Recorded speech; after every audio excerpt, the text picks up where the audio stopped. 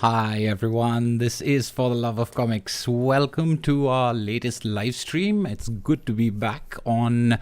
I've had a busy week, but I figured just yesterday actually that this is something that I wanted to do this weekend. So this is put together at the very last minute. So I'm hoping that it is as good as I want it to be, because there are a lot of comics that we could be talking about. Welcome. Good to see everyone in the chat. I'm just going to take a couple of seconds to... Hi everyone. Pranab Sharkar is here. Hi, Rosin, Tommy, good to see you. Ashwita's in the chat. My wife Ashwita, for those of you who don't know, will be moderating the chat. Not, as I always say, that we ever need it, but just in case. And if there are any questions, the comic board is here. Hi, Ori Mina, good to see you. Tallman says he can't make it because he has to call his fiance. We'll see which lasts longer, a telephone call with the beloved or an FTLOC live stream. I have a feeling this might be a long one, although I will try to keep things moving along. Good to see everyone. All right, I'm just going to give people a couple of minutes to catch up and join the live stream. For any stragglers, etc. I usually cut this stuff out later, although sometimes I'm not quite sure of how to do it. It's great to see everyone here. There seem to be a lot of people here already. Excellent. I thought it was such short notice that maybe there wouldn't be people over here. A little bit of context for those of you who may not be familiar.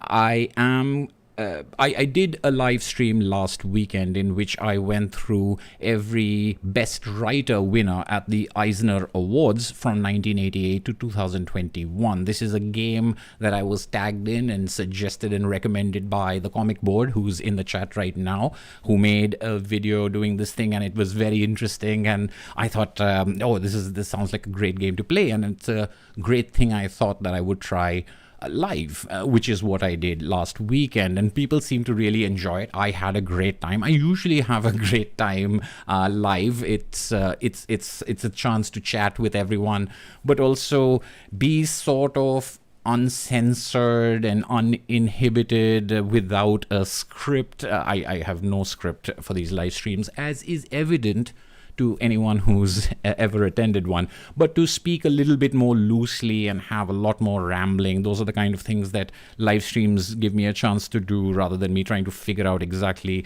how I want to edit things down to the minute with my regular videos, something I haven't had the time to do recently. Hello, hi everyone.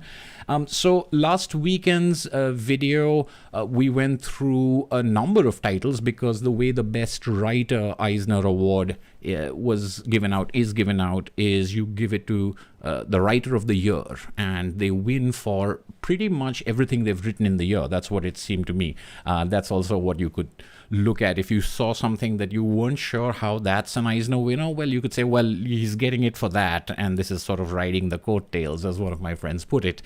So it was interesting, but there were multiple winners in these categories, so there were a lot of titles to talk about, and it was interesting to see which ones I had read, which ones I hadn't read. And the way that this game goes is that there is a scoring system, although I don't take it too seriously. This is just a way for us, as I said last time as well, just for us to have fun and talk about comics. So the score isn't really the point, but there is a scoring system, and you give yourself 1 point for every winner that you have read, and you give yourself another point for owning that book and having it in your home library. So in categories in which there is one winner, there are 2 possible points that you could win, one for reading, one for owning.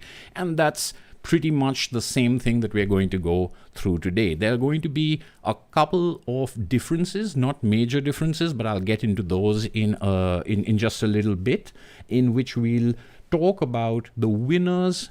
In this episode, we are going to be talking about the winners for Best Graphic Album.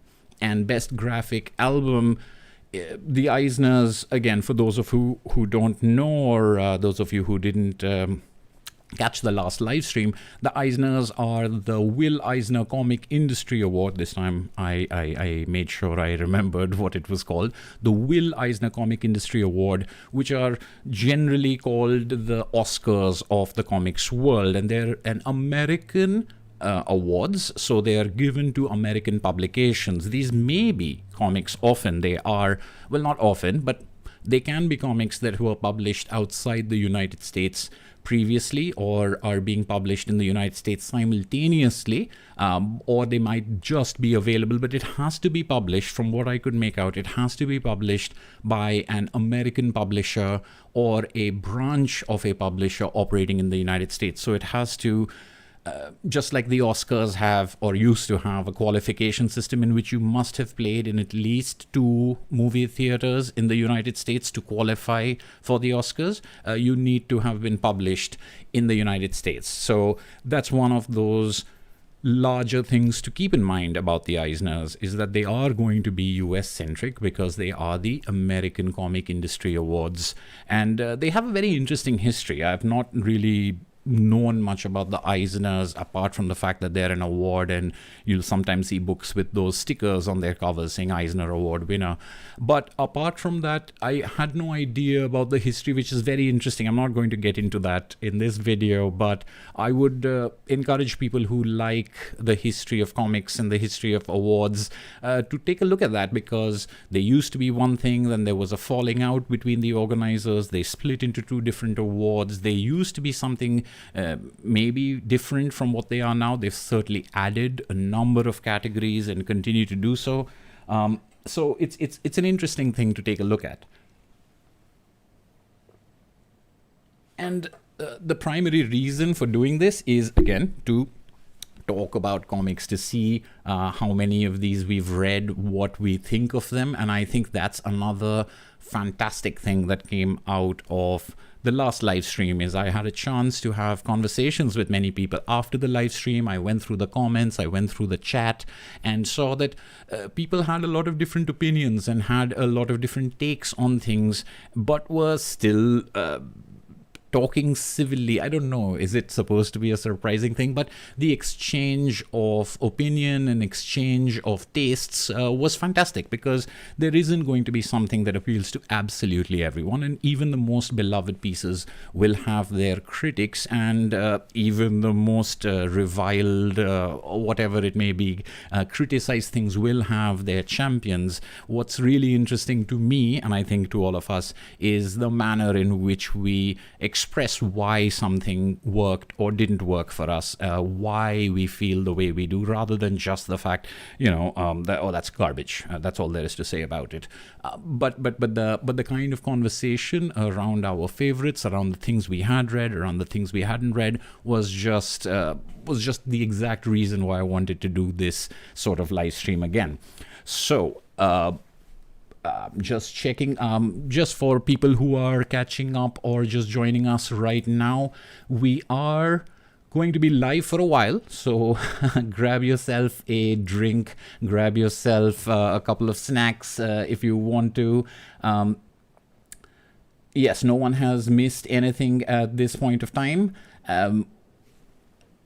I am going to go over a couple of the rules, and I will be sharing my screen just like I did last time. There'll be a slight difference in it because of what I saw. So again, as a quick recap, last time I opened the Wikipedia page that listed not just the winners, but also the nominees for every year for Best Writer. And so we were able to look at the nominees. It's something I enjoyed. That's something, unfortunately, I will not be able to do today. And that's because the Wikipedia page, which is what I was using, does not have the nominees listed. In fact, it doesn't have a separate page. It's all part of the Eisner winners, list of Eisner winners Wikipedia page. So they're just the winners listed over there. I did try to find a page that had all the nominees, but the only thing I could find was by year, not by category, which means I would have to go to that particular, best graphic album category for 1988, then go to 1989, scroll down to that, which was going to be a lot more time consuming and a lot less fun than it's worth. So unfortunately, we will not be looking at the nominees today. Another thing that's going to be different is not only are we going to be looking at a list of only winners, but best graphic album. It's an interesting category. It was introduced, it started in 1988, just like Best Writer that we saw last week. And for the first 2 years, there was just one award for Best Graphic Album of the Year. And we'll look at those two in just a while. But after that, that award actually split into two. It became Best Graphic Album New and Best Graphic Album Reprint. So the Reprint graphic album, and what they're calling a graphic album, it's not a graphic novel. It can be anything that is a single volume and readable as a single volume, best I could make out. So it could be a run of a long-running series, it could be a mini-series, it could be the first volume in a longer story, or it could be a completely standalone read that is published. So I think in order to distinguish the monthlies or the longer-running series or the things that are initially published, often in other countries, not often, but sometimes in other countries or sometimes in other forms.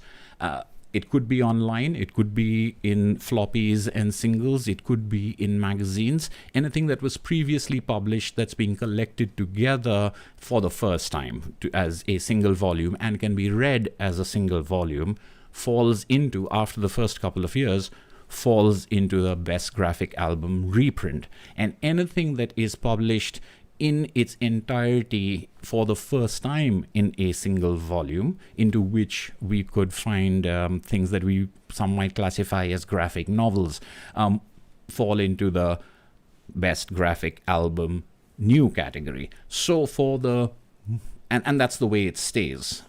So for most of the history of this award, it's actually the history of two awards, Best Graphic Album New and Best Graphic Album Reprint. And we'll be looking at both those categories. And again, the Wikipedia page only had the lists according to the category. So you would go through all of the reprints first, and then you would look at all the new, or you'd go through all the winners for new from 1988 to 2021, and then you would have the list for that. So I thought it would be more fun, and I hope you agree with me. I thought it would be more fun to go year by year to see what it was in 1988, what it was in 1989, what it was in 1995, so on and so forth, and to do it for the reprint winner and the new album winner for that same year, and then move on to the next year. So because Wikipedia would not cooperate either by giving me nominations or giving me the year by year of both of these categories all in a single document, I just put them together into a spreadsheet. I put a couple of simple formula in there. You know what? Let me just show it to you. I hope. Oops, that's not it. Here we go. Yeah, there we go. Let's see. Yeah, there we go. So this is what the spreadsheet looks like today. We will have the year, which is where I will filter and select the year for which we will be looking at. The title and the category will come up here. And the category column is where we will see new and reprint for the two categories.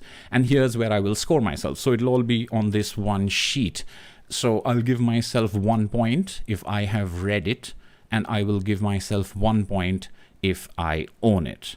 So that's pretty similar to what we did last time, and no big deal. But there is a small difference, and that is for the columns that come after that. Because one thing I realized when I was looking at this category at Best Graphic Album is that often it was talking about a specific edition. I mean, it is the winner of the best album. So in some cases, it is the first time it's being published. But especially in the case of the reprint category, there are a number of winners, as we will see over here, and I'm guessing nominees as well. A number of them that is a specific edition that is being awarded with its album presentation. Now, the Eisners do have, from what I've seen, other categories like best archival project, and sort of reviving or bringing back classics, and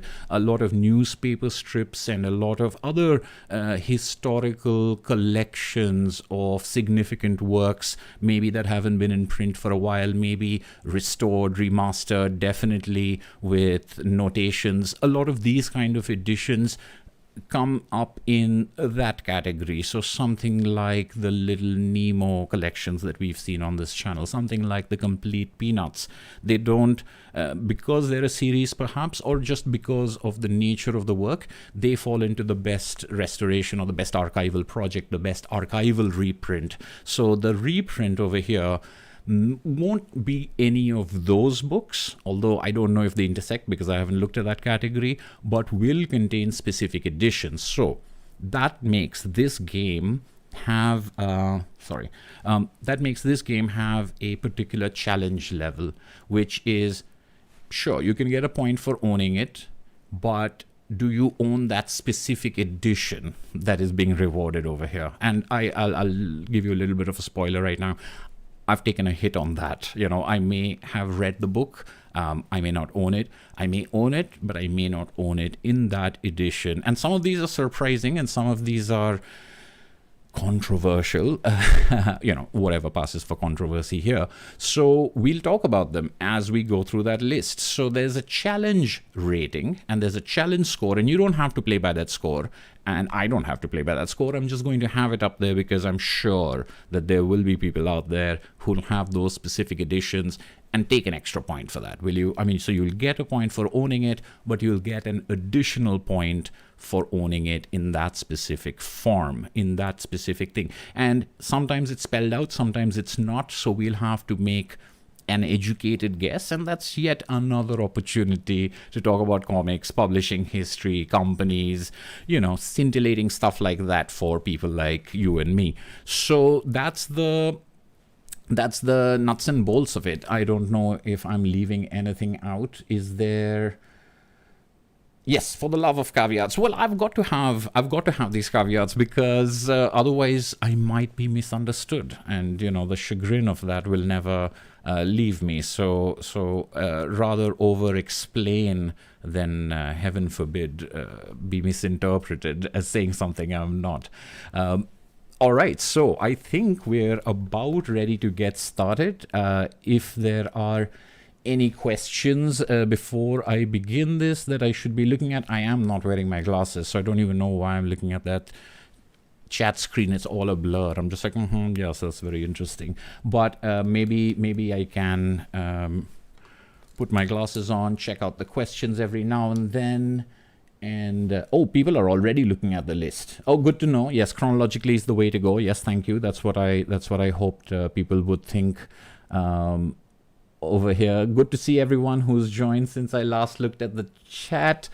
All right, let me share the screen that I have, and so we'll have the year, we'll have the title and the author come up, we'll have the category, whether it's reprint, etc.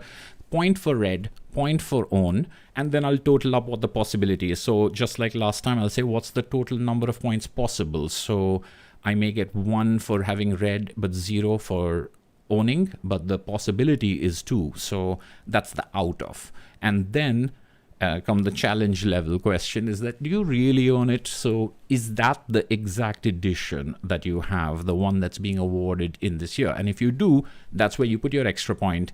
And then depending on how many possibles there are, there'll be another possibility point. So the green, whatever's going to come under the green cells, is going to be that challenge level that we don't necessarily have to play at. We can just play on read and owned and the regular possibility.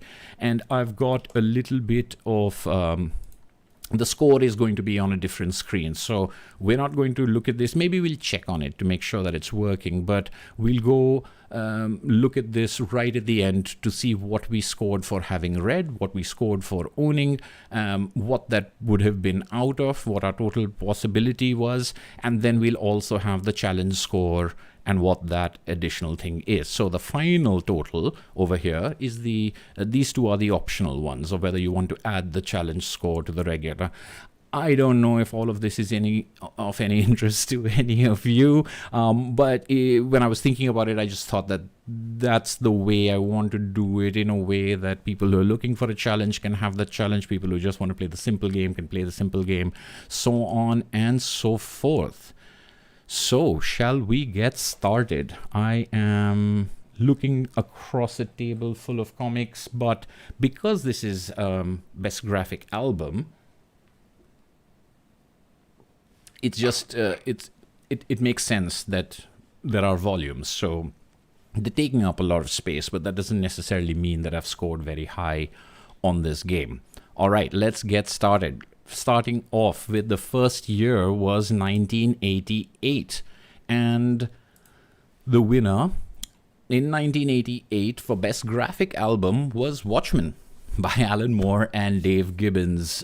This category, as I said, in 1988 was not yet split. So Watchmen obviously is a 12-part mini-series that became... it was a sensation and a big hit in its single-issue form, but it really came into its own as a trade paperback that never went out of print. And the consequences of that, the idea of a trade paperback that never goes out of print, were humongous in American comics, as far as creator rights are concerned, as far as Alan Moore's relationship with the comics world is concerned. There were a lot of significant fallouts from this. The history of Watchmen before, during, and after is a fascinating history, and I mean, by no means a scholar. There are some fantastic videos out there, and there's some fantastic scholarship out there, and it continues to be contributed to by anecdotes and gossip and stuff like that constantly. It's just something that it's as perennial as the work itself. Watchmen, of course, is a book that I have read. We saw Watchmen as the first 1988, the first winner for Best Writer for Alan Moore as well, and I talked about it there.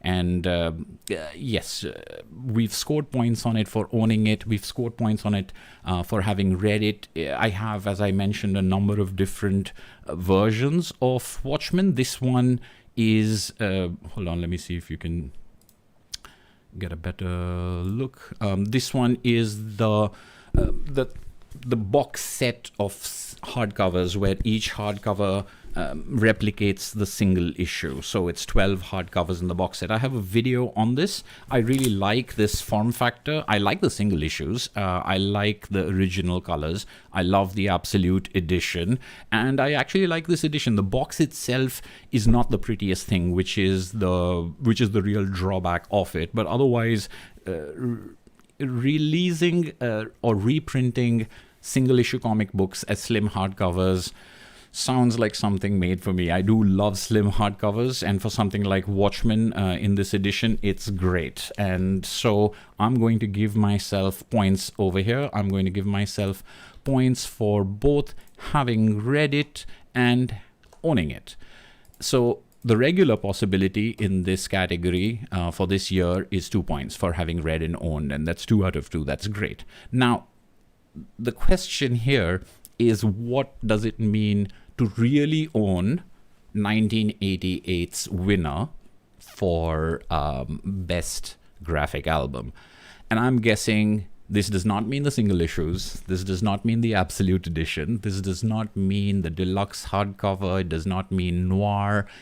It doesn't mean any of them. It means the first trade paperback, and I believe there may have been a first edition hardcover collection as well. I'm not 100% sure on that, but I feel pretty confident that Watchmen had an initial hardcover collection, because in those days, I think that's the way some comics came out, although I could be wrong. I know that Sandman, when it was first collected, was actually first collected as a trade paperback, not as a hardcover. From the next volume, from the second volume onward, it was released first as a hardcover, the way that the America's Best comics that we saw in Best Writer were, and a number of others were, Astro City hardcovers, so on and so forth. So if you own the 1988 trade paperback, and over here, I will be generous and say that if you own any trade paperback of Watchmen, which is just the simple trade paperback you should take a point in really own, because that's the one that won Best Album of the Year, Best Graphic Album in 1988. I do not own a trade paperback of Watchmen. I had a trade paperback of Watchmen. It was I bought it used. It was an ex-library copy, and I read it many, many times, and it was very brown and very tattered. Not tattered, falling apart. It was well loved, and I gave it to a friend who had never read Watchmen and was leaving town, etc. So I gave it to him to read on his journey, because I had bought the Absolute Edition. So I, thanks to my generosity, cannot take a point in really own over here, even though the possibility was there. So I'm already not at a perfect score in the very first year of this category, something that took me a couple of years to lose in the last game. So things, you can see how the challenge thing is going to mess me up. But as far as having read Watchmen, own Watchmen, I do. I've talked about it. I have a whole series of videos on Watchmen, so I'm not going to spend any more time on that right here. But do check out those videos if you're interested. I have a look at the Absolute Edition, a color comparison. I have a look at Watchmen Noir. And I do have a video plan for the longest time on the annotated Watchmen, which is a very interesting edition. But that's all for Watchmen for right now, giving me 2 points in regular and 0 in challenge. All right. Okay, let's move along. So after 1988 comes 1989. And another deja vu moment from last weekend's live stream, because in 1989 the winner for Best Graphic Album is Batman the Killing Joke by Alan Moore and Brian Bolland. 1989's winner for Best Writer again was Alan Moore, just like 1988's winner for Best Writer was Alan Moore for Watchmen. So in the Eisners, it's the year of Watchmen and the year of Batman the Killing Joke, apparently, or at least as far as this is concerned. And the category is pre-split. And now this is interesting. So let me just put 1988 back here for a second. This shows you the problem with the category right away. In its very first 2 years after its inception, Alan Moore shows that graphic album could mean a miniseries bound together for the first time, or it could mean something in a prestige format coming out in a single volume. And can those two things really compete against each other? So same writer winning for two different forms of work. And it's this difference, the difference between Watchmen and the difference between Watchmen and the Killing Joke, that leads to the Eisner splitting this award from right now. So these are the only two pre-split winners. And after this, it's all either reprint or new. And that starts right here. So I thought that was interesting that it was illustrated by Alan Moore straight from the beginning.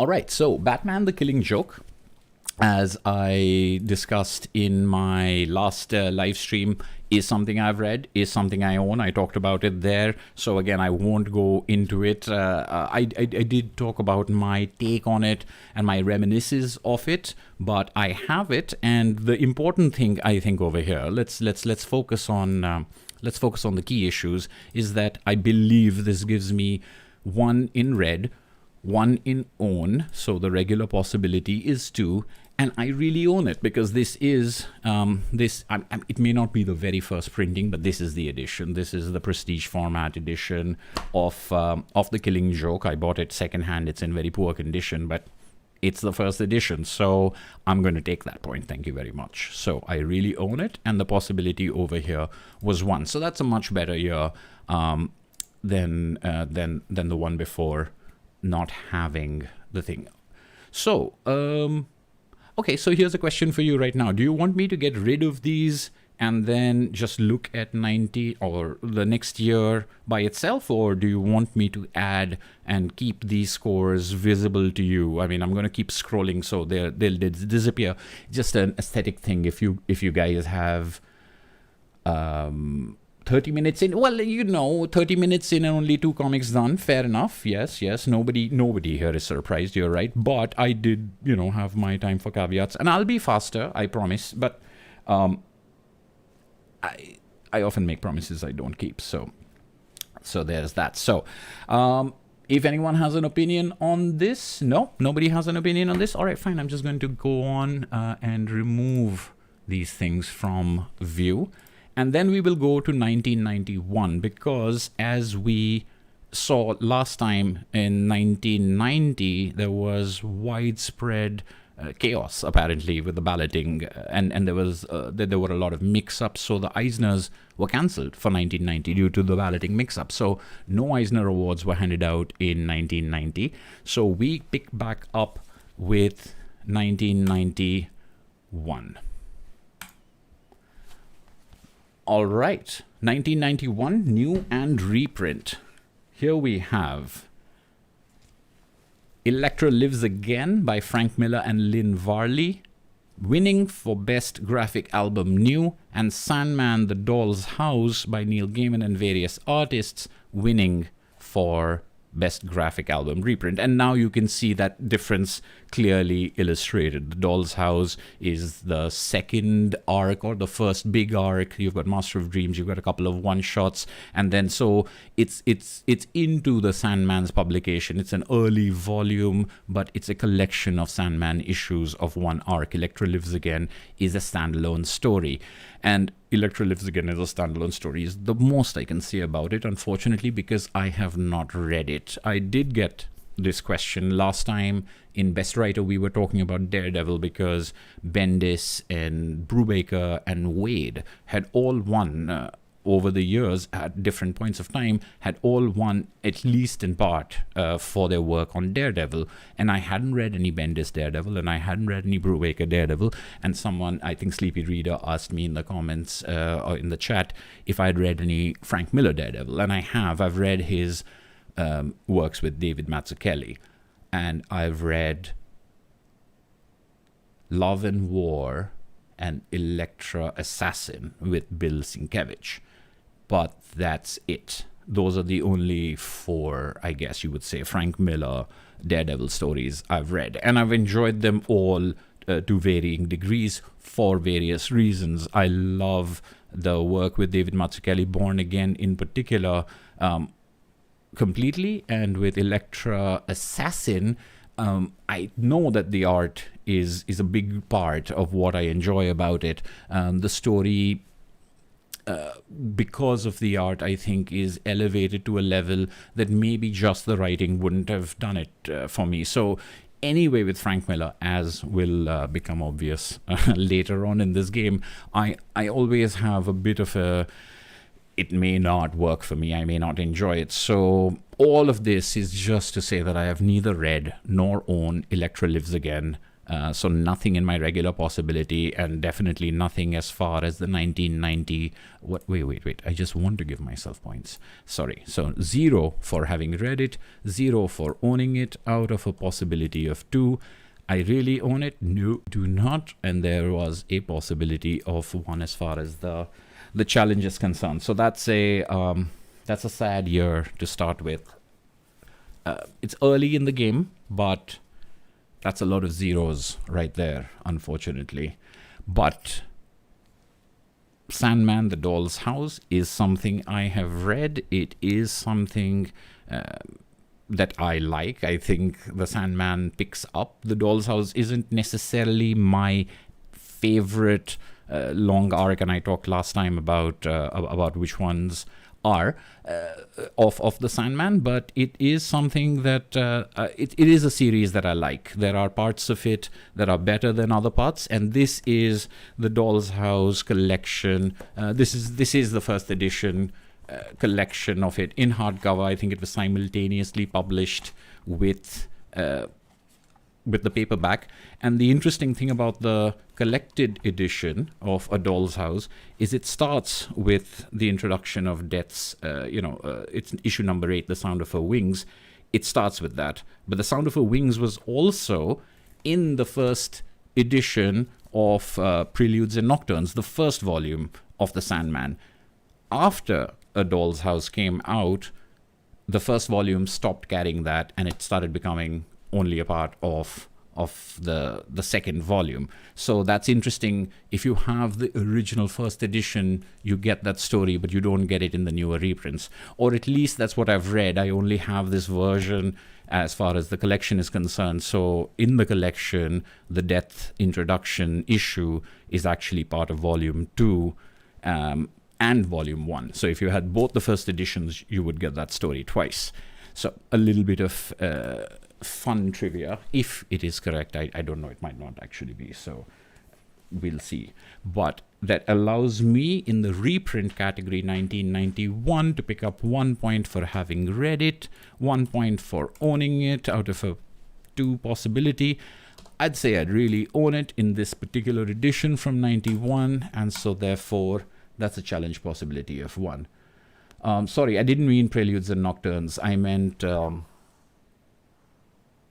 wait, did I? What's the first volume then? Isn't it Preludes and Nocturnes? The one with Master of Dreams and 24 Hours. I thought that was the first volume. But yes, the original Dave McKean covers for the collected editions, I believe, were new covers. And I think he does new covers all the time nowadays. I think whenever they come out with... There were a couple of Sandman editions that I thought were just templatized reworking of existing covers or a collage of images, which is a horrible idea, but maybe I'm misremembering, or maybe it was, I don't know, like a weird pirated copy or something like that, but something definitely looked like a collage of existing Dave McKean artwork, but not necessarily, or maybe he did it. But there are a lot of new covers by McKean for new editions, but I do love these. I do love these classic ones. It's warm in here, sorry. Okay, so that is a couple of points much needed after Electra Lives Again was a flop for me. So moving on from 1991, we come to 1992. All right, 1992. The winner for new is To the Heart of the Storm by Will Eisner. So you have Will Eisner winning an Eisner. That's really interesting. The awards are obviously named for him. He has a new book out and it wins. So he wins the award that's in his own name, which is very cool. To the Heart of the Storm is a great Will Eisner book. I'm a fan of the books of Will Eisner's that focus on the city life, on immigrant life, on communities living in these urban areas, and less, I think, when he tries to do, or not tries to do, I mean, it's just not to my taste. A lot of his war stories, for example, they don't grab me. It's not just that the art style, it's the arch tone of his language. It has a sort of operatic feel to it, and I think it works better in things that most people would not think of as grand. When you get to things like war, when you get to things that have, you know, big implications and big significances in literature, etc., some of his work in comparison to those seems a little trite, or seems not complex enough, or not plumbing those depths enough, which is very different from the stuff that he does in his tenement stories and his New York stories. So it's very interesting. I mean, of course, his work on the spirit is something that I absolutely adore, and I think that might be even more than A Contract with God or the sequels or the Dropsy Avenue stories, which I also like. The spirit is fantastic, but there's a lot of Will Eisner that to me is not at the same level as other Will Eisner. It's interesting, but his achievements and his contributions and his ability to market, or at least want to market certain things, I think can't be denied. Anyway, To the Heart of the Storm is interesting because I have read it, I do own it, and then when I went to find it to show that I really own the 1992 edition, I couldn't find it anywhere. I found all of the other Eisners next to each other, so I'm not sure if I haven't unpacked it yet. I don't believe someone's borrowed it and not returned it, because I have not lent it out to anyone, but I do believe that I might be, I might have left it at my sister's. It's still at my sister's place where I bought it, I read it, and I didn't bring it back with me because I didn't have enough room in my suitcase. There must be something like that. So I can't show it to you to show you that I really own it. I hope that you can take my word for it, but otherwise I may not score myself on that. I'm just going to give myself the regulars and I'll leave these blank. I'm not putting in a 0, but because I couldn't find it, no matter how hard I looked, I'm a little, I'm worried now. So I'll have to look into that. But no such problem in the reprint category. Mouse Volume 2, 1992 from Pantheon is something that I have read, is something that I think is stupendous. I don't think any... Mouse is perhaps one of the most famous comics, but also one of the most important gateway comics that I've seen. I've met more people than I can count who started reading comics with Mouse, or have only read Mouse, or that's really the only significant adult work in comics that they know of or have read. And a number of people did not think about comics outside of their childhood until they read this Holocaust survivor story, biography by Art Spiegelman. It was published serially and in Raw and other places, and then put together in collections. And it was, volume 1 came out even though he wasn't done with it, because the publisher wanted to put something out after all this time. So volume 1 was put out while he worked on volume 2. Volume 2 came out, and this is it right there. And Here My Troubles Began is the name of volume 1. Volume 2. Volume 1 is called My Father Bleeds History. So Mouse, A Survivor's Tale, volume 2 for the reprint category in 1992 will get me 1 read, 1 owned out of a regular possibility of 2. I really do own it. So, all right, hit that challenge over there. But I'm looking not at a good move. Well, I don't know. I'm not sure. It's early days. It's 1992. There's a lot of time to come. But I know what's coming. So 92 is over. 1993. Okay, here we go. Signal to Noise by Neil Gaiman and Dave McKean from VG Graphics or Dark Horse. Now, here's an interesting thing is I have a 0 over here because I have not read Signal to Noise. In fact, I hadn't even heard of it. And that's odd, because whether you've heard or whether you've read something or own something or not, you tend to have heard of many more books. So the fact that there is a Gaiman McKean collaboration that I haven't heard of, and I know they have a number of them, but I thought I'd heard of all of them. But not only have I not heard of it, but it's an Eisner winner for Best New Graphic Album. But I don't know if VG Graphics Dark Horse is an imprint, or if it's a co-pub, or if 2 publishers brought it out, or if it's in 2 countries. So for those of you out there who are owners of this, let me know if it's the same thing. But if it's 2 different things, if some of you have something that only says Dark Horse, or if some of you have something that only says VG Graphics, go ahead and count that as really owning it. From 1993, so the 1993 edition of that in either of these, I think, will get you that point. I myself have a 0 for read, 0 for own.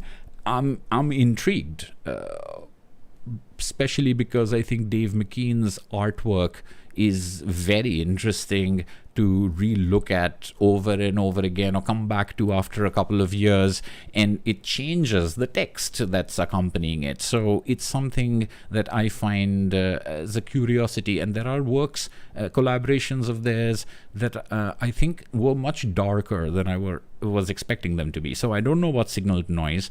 Let me know in the chat or in the comments if it's any good, if it's something worth seeking out. But for now, I have a 0 across. Oh, sorry, the possibility over here is 2, of course. The challenge possibility is 1.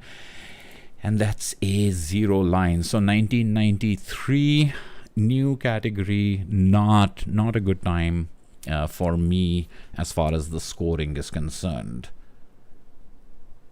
And 1993's reprint category, Best Graphic Album of the Year, was won by Sin City by Frank Miller from Dark Horse. Now, 1993, Sin City, this is The Hard Goodbye. Later on, it would be called The Hard Goodbye, I think, when it was reprinted after the second volumes, third volumes, after more Sin City stories came out. But it was initially published, it's in the reprint category, so it was initially published, I think, in Dark Horse Presents, and the collection was called Sin City. But that's the story that we know as The Hard Goodbye, the story with Marv. It is a story I've read. It's probably my favorite Sin City story, but that's maybe not saying a lot because I have not enjoyed Sin City. I read Sin City a very, very long time ago, and I did not enjoy it that much. I did enjoy this story a little bit, primarily for the mood that it creates as far as the city is concerned, and the mood that it wants to have. The artwork was striking. Of course, it was striking. It just was the rest of the stories, most of the stories, even The Hard Goodbye to a certain extent, felt a little overboiled to me. I wasn't compelled by them, and one thing is that I was reading them much later. I didn't read Sin City in 1993 or even in 1995. It was the 2000s when I read Sin City, and by that time I was reading a lot of other things. And I think maybe the impact that it had of bringing, maybe I had read people who imitated Sin City or were influenced by Sin City a lot by then, and then reading this, it didn't, for me at that age as an adult, really strike me as something very compelling, which is why, even though opportunities came up every now and then to grab a stray collection here or there, I just borrowed from friends whatever I could find, and then thought, well, yeah, I guess I could buy it, but there are other things to buy. It was never a priority for me. So I'll give myself 1 for having read it, but I do not own Sin City 1993, or actually in any form. That's not true. I do, but I can't count it here because I want to make a video on it later. So I'm going to give myself a 0 for own. So there's a possibility of 2, and this is one of those where I get a point for reading, but not for owning. It's not happened a lot of times. I don't know if it happened with any of the best writer ones, but here it is. 1 for read, 0 for own. I don't have this 1993 edition that calls The Hard Goodbye Sin City, but there is a possibility point out there for any of you interested. So that's 1993. Not really a good year for me. I'm hoping that things pick up. I had a couple of really bad patches, or a really bad year came up in the best writer thing, but I was rescued by my friends like Alan Moore. Over here, I don't know if that's going to happen. Again, it's early days yet, 1993. Let's move on. Let's see what we've got coming up. In 1994,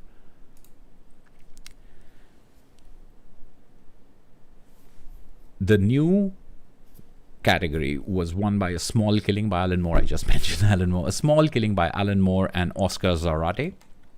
I think that's how it's pronounced. And the reprint Best Graphic Album of the Year was Cerebus Flight by Dave Sim and Gerhard from Aardvark Vanaheim. I have not read this Cerebus. I do not own it. It's been very hard to get my hands on Cerebus. I talked a little about Cerebus last live stream as well, and I don't know if they'll ever be put together in a collected edition format that will be easily accessible, affordable. Everything that I've seen seem to be old trade paperbacks, very hard to get your hands on over here. I've got the first couple of stories, the first couple of issues in these reprint single issues that I found, the Cerebus Bi-Weekly, which puts 2 issues together, very much like some Gru issues that I have as well, but nothing after those stories. So I have not read it. I do not own it. So there's 2 possibility there, but I don't get any of that. I do not really own it, and I don't have that 1 possibility either. So not really what I was looking for as a rescue from the poor 1993 I had. However, in the new category, A Small Killing by Alan Moore and Oscar Zarate is something that I have read and do own, thanks to regular viewers may know this, but thanks to Paul Hatcher in the UK, a friend of the channel's and a viewer who sent this to me. This is something I unboxed in one of my mail time videos, and I've had an opportunity to read it. It's a very interesting book. I don't know if people are familiar with this. This was one of those books that I had heard about. I didn't know that it was an Eisner winner, actually, but it's a book that I had heard about. I couldn't get my hands on it. It didn't seem to be something easily available, and I was very, very thankful to Paul for sending this over. And this is perhaps the most, I don't know if intimate is the right word, and I don't know if small scale is the right word, but it's a very different type of Alan Moore than what I am sure most people think of when they think of his writing, which is cerebral, to be sure, but not just referential, but also gleefully referential, just piling it all on top of one of, on one on top of the other, but also wanting to tell these kind of grand stories. This story is a lot more interior, and the art style, I think, works superbly for it. It's not also the same style everywhere, depending on whether it's a flashback, depending on whether it's a memory, things change, but it tells the story of one man, and it's a story of haunting and possession. It has similarities to From Hell, say, which is not a loud, bombastic story either, but it feels loud because of its subject matter and the content and the way it puts it across. This, I think, of most Alan Moore works, I think the one I can think it resembling the most is probably Providence, but not in every way, but the fact that it's about one man and one man's psychosis, and how he's dealing with the things he's dealing with, and the way it manifests itself in the world around him and for us on the pages of this comic book was superb. So, Small Killing by Alan Moore and Oscar Zarate, a recent read because I only got it in the mail recently, but hey, it helps me count the points, and so therefore I will give myself 1 for read, 1 for own. Thank you, Paul. Out of a 2 possibility. Now this really own part of it, I think over here, this is not the 1994 Dark Horse edition that I have. This is from Avatar Press, and it's a later reprint. I think they're reprinting things that have either fallen out of not out of copyright, but things that are no longer being published by their original publishers or things like that. I'm not sure what the publishing history of this is, but I don't know. I don't think the Avatar Press edition that I have over here will count as the 1994 winning edition. Although in some ways you could say for some things that, well, it should really count. But I'm going to give myself a 0, but we're going to come back to this question of what really counts as really owning it. But if it's a challenge, I think it should be challenging. It shouldn't be something easy. So that's 1994. Moving along to 1995. Fairy Tales of Oscar Wilde Volume 2 by P. Craig Russell from NBM wins Best Graphic Album of the Year, new. And Hellboy Seed of Destruction by Mike Mignola from Dark Horse wins the Eisner for Best Graphic Album, reprint. Now, I've seen the fairy tales of Oscar Wilde. I've seen these volumes, and I think I saw these volumes in 95 and 96, but I don't think that I had any idea who P. Craig Russell was in 1995. I think that I may have just thought of them as illustrated books. I didn't even realize they were comics. I certainly don't own them. I feel bad about it now, kind of. I am a fan of Oscar Wilde. I'm a fan of P. Craig Russell. I would like to see these. I'm sure they're wonderfully illustrated. And the fact that it is, it's a comic, so it's not an illustrated book. Oh well, you live and learn, and I learn by taking a 0 in red, 0 in own, possibility of 2, really own, no, possibility of 1. Alright, Hellboy, Seed of Destruction, the very first volume of Hellboy. Mike Mignola, of course, starting with John Byrne on writing duties before Mignola took over. So, I've read it. Now, here's the problem. No, I own it. But I don't own the trade paperback anymore. So I don't think I can give myself the really own point over here, because Hellboy Seed of Destruction, that volume, I did have the trade. And just like Watchmen, I didn't give this one away. I sold it. But also, my Hellboy Seed of Destruction trade was in horrendous shape. The binding was terrible. All of the pages essentially had separated from the spine. It was a glued spine, and it had come out, and I had, I think, Hellboy volumes 1, 2, 3, and 4 in trade paperbacks when the library editions started coming out. And they were so good, and my Hellboy Seed of Destruction was in such bad shape that I just sold them. In fact, I didn't even sell Seed of Destruction. I sold volume 2, 3, and 4 and gave one as a booby prize, as a gift for buying 2 and 3, 4 from me, because it wasn't in very good shape. So I do not, because of that, I do not own Hellboy Seed of Destruction. So, really own? No, I used to, but I do not anymore, and that prevents me from getting that 1 point for Hellboy. I do own it in the library editions, of course, which is why I'll still take that point for own. Alright, 1995. The 90s aren't really looking that good for me. I mean, I haven't had a year, I don't believe I've had a year in which I've been able to hit red on, really own it across everything. I don't think so, at least not in the 90s. So I hope things pick up, because this is not this is very sad. Let's see, 1996, Stuck Rubber Baby by Howard Cruz wins Best Graphic Album New, and I am ashamed to say that I have not read Stuck Rubber Baby. I do not own Stuck Rubber Baby, and this is one of those things from Paradox Press. This book won the Eisner for Best Graphic Album, and we've seen some of the winners already. We can see these. How have I not heard of this? And that did strike me as being a big gap in awareness in reading, especially when I looked this up a little bit.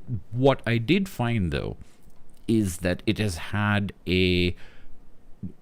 I don't know if it's a recent, but it's had a new edition out, a 10th anniversary or a 15th anniversary edition, which is fantastic news, because I'm going to take a look at it. I did read a little bit about its plot synopsis. It seems to be about racial violence, I think. I could be getting it mixed up, though. But just like Incognegro, which came out in a 10th anniversary edition from Berger Books and helped me discover this classic, and I talked about that a couple of live streams ago. I'm a big fan of this thing of bringing back books from the mid-90s, the mid-80s, graphic novels that may have fallen between the cracks or did not have the kind of interest at that point of time that we do now. And although we are going back and finding things, at least I am all the time finding things from years past that are fantastic, there are always going to be oversights. So one of the things with awards and things like the Eisners, and I talked a little bit about this last time as well, is that they don't have to be the bellwether for everything that is fantastic and great. And that's not to say that anything that wins an Eisner is amazing and anything that doesn't is horrible. And it's not to say the opposite, that they serve a purpose of awareness, of getting people to talk about things. And I think this is a great example of something that I'm going to be looking up and something I'm going to be seeking out. But as of now, I'm going to have to take a 0 on read, a 0 on own, out of the possibility of 2. Absolutely a 0, and challenge possibility of 1. So that is Stuck Rubber Baby by Howard Cruse. If anyone has read this book, if anyone knows of this book, I would love to know what you think of it, whether it's worth the hype. Although, what hype? If I've not heard of it, if we haven't heard of it, it apparently doesn't have as much hype as it should. So there we go. 1996 Best Graphic Album Reprint category was won by Brian Talbot with The Tale of One Bad Rat, which is a book that I have read and a book that I own, so I'll be able to take points for that.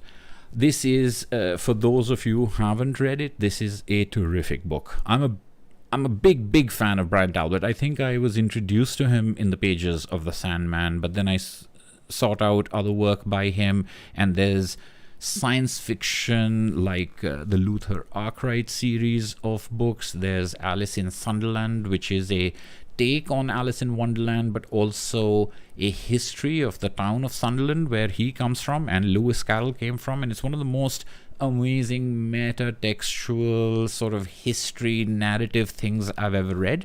And his collaborations with his wife Mary Talbot, especially Daughter of a Father's Eyes, are all excellent books. Almost, and there's of course Granville, which I talked about in my top 5 Dark Horse series video as well.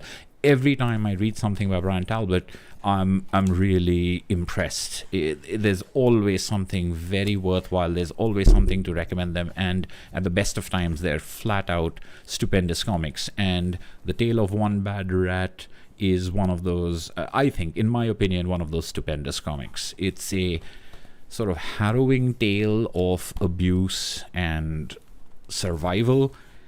It has a very unflinching and realistic look at things. It doesn't seem melodramatic at all. It doesn't seem like a afternoon special or a PSA. It feels very lived in, and the color art, a lot of Brian Talbot that I've seen is black and white, and a lot of Brian Talbot that I've seen is color, and he is one person I think who excels in both black and white and color.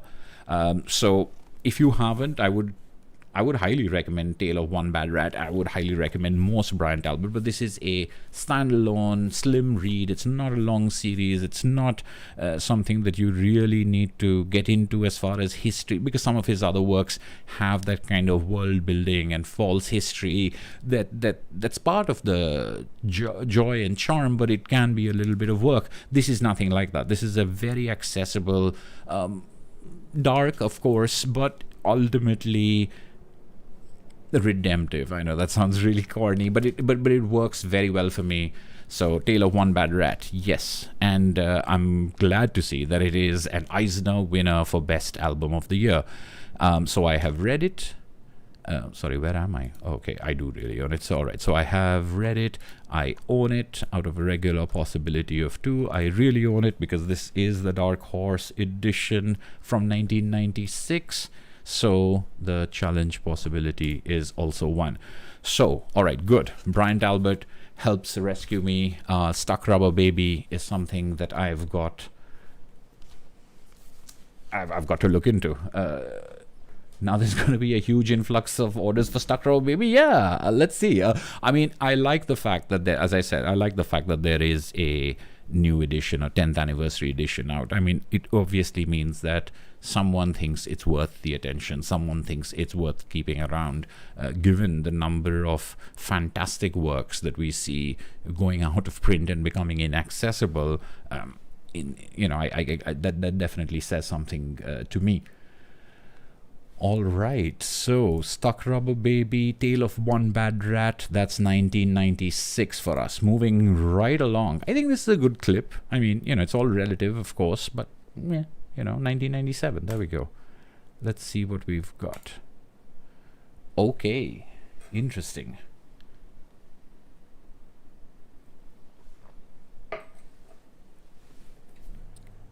Best new graphic album of the year is Facts from Sarajevo by Joe Kubert from Dark Horse Books. That won the Eisner in 1997. I have not heard of it. This obviously says much more about me than it does about Joe Kubert or Facts from Sarajevo, but this is another one of those, like Stuck Rubber Baby, where I'm just like, it sounds non-fiction. It sounds, but it could be fiction, of course. It sounds like it's about war. It sounds based in the real world. So why haven't I heard about this book? It is by Joe Kubert. So it's an interesting question. And it's, again, is it something that fell out of favor? Is it something that was, maybe it won the award that year and no longer is considered good? I have no idea at all. It's definitely something that I need to look into. I'm intrigued just by the creator and the title. So I'll take a 0 on having read it. I will take a 0 on owning it out of 2. This is interesting. So now I have 2 books at least that I have never heard of, that immediately jump to a point of interest. Not because they won because they won an Eisner. It's because they're here, and they're here alongside things that I do know, things that I have read, that makes me interested in them. To say that the same group of people who were reading these other things and who were appreciating these other things that I do appreciated that. So that's a form of recommendation as well. So Facts from Sarajevo by Joe Kubert. I will put you on my watch list, wish list, see what's up. Hope there's at least an in-print edition, or fingers crossed, a new edition, just like Stuck Rubber Baby or Incognegro. Challenge possibility 1. So that row is awash. Stray Bullets, Innocence of Nihilism by David Lapham. El Capitan is actually David Lapham's company, so it's a self-published book, and he self-published Stray Bullets all the way till issue 40 with a very, very rocky publication history. And many years later, issue 41 came out to finish Stray Bullets, the series from Image Comics. So I have read Stray Bullets, but until Image put out that big fat Uber Alice edition, which I think I have somewhere over here. There we go. This is So this is the complete Stray Bullets original series. There have been continuations to the series, and it's still being published today, but this original story was initially very hard to get one's hands on because these trade paperbacks, I'm sure people in the US, of course, will have access to used bookstores and online purchases, but they weren't at all available over here. And so I had to read Stray Bullets in the single issue form, which is what I bought in the US and got them issue by issue in order to read the story, and then got all 41 issues. I did pick up the Uber Alice edition just because it's something you can sit down and read, because Stray Bullets is a fascinating comic. It is one of the best comics I've ever read. It is definitely the best crime comic I've ever read. It's just so real and so visceral. It feels like Quentin Tarantino, but even the stylization and the polish of Tarantino is thought to be too much for the kind of grit we have. But it's not horrendously exploitative. It doesn't make violence look sexy. It's a unique work in comics that I can never speak too highly of. So the thing with this is I can also loan it to people. I don't want to give them 41 single issues for a variety of reasons, but at least I can say, here, read this and you will read it all, because it's so propulsive, because it's so compelling. So I know people have talked about this as having binding issues or gutter loss or something like that. I have found nothing like that to be the case, at least in my experience of that edition. But what we're talking about over here is the first collected edition, and the first collected edition in this case was called The Innocence of Nihilism. It does have the first stories that I have, so I have read them. I do own them, but I do not own this 1997 edition of The Innocence of Nihilism. That's that particular trade paperback. I believe it was also reprinted in a oversized hardcover off my shelves. I don't know if he's on the chat here, but he showed this in a live stream we were both on, and he's gotten those oversized hardcovers. They never completed the series, but I don't know if you want to count that one. But if it was printed in 1997 and it's winning the award for Best Album of the Year, then I think it would count. So the regular possibility stuff over here, I'm in there. But as far as this particular edition is concerned, it's very hard to find. I've never been able to get my hands on it. But now I kind of don't want to, unless I can get like a nice deluxe hardcover or something like that. The single issues as well as the Uber Alice edition, more than enough for me for reading and lending out to people and converting people to the Church of Stray Bullets.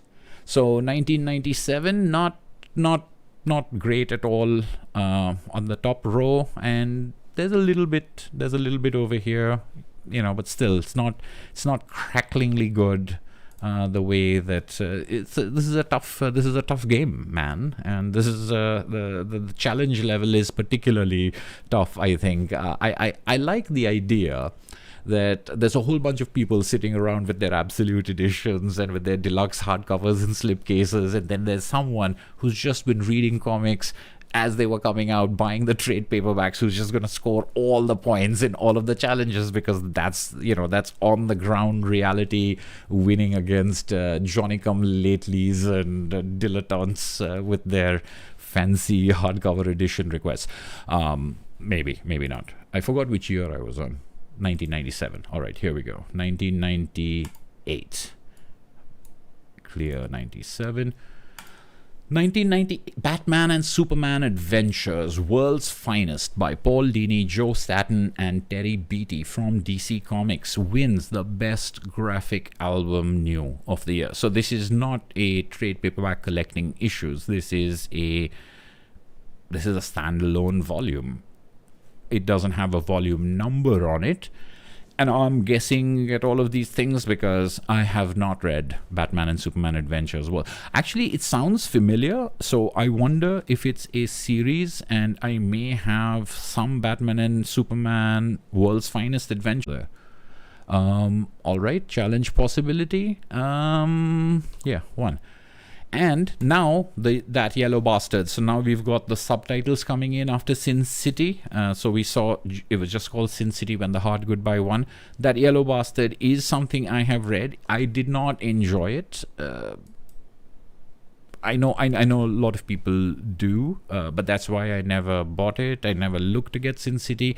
Maybe I should relook at Sin City. I've heard so many people talk about Sin City and how great it is that I'm now wondering if I was wrong, or if my tastes may have changed in the more than a decade ago, that I would have tried reading these stories and found that I don't like them, but we'll see. But I don't own them, so there's a possibility of two. I really don't own them. Okay, all right, so that's 1998. Nothing improves, nothing great. This is all very sad. This is the saddest live stream. 1999. Let's see if things can look up for us over here.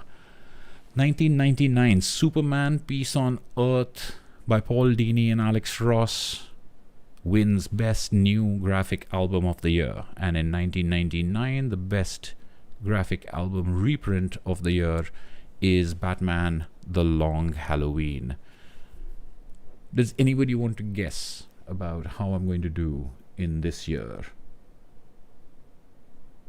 Check if I gave myself an extra point for Stray Bullets. All right, I will do that. What was that in 1998?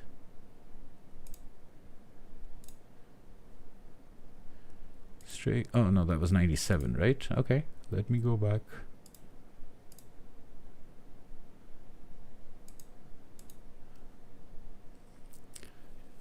Red on... No, you're absolutely right. Good eagle-eyed viewers robbing me of points that I was trying to steal. Thank you very much. That is correct. Is there anything else that you've been trying to... Yes. Sorry about that, but I have now corrected it. Thank you. Yes, I've got it. It's not something I really own. It's just, you know, the fantasy overtook me for a second over there. It's like, no, I do actually have that. It is that hardcover first edition, and it's autographed by David Lapham. Didn't I show it to you in one of my shelf videos? All right, enough of that. Where were we? 1998. Was I asking you guys a question? I don't know. No, 98 I'm done with. I didn't do it again, right? I must have done something again. All right, well, thrilling.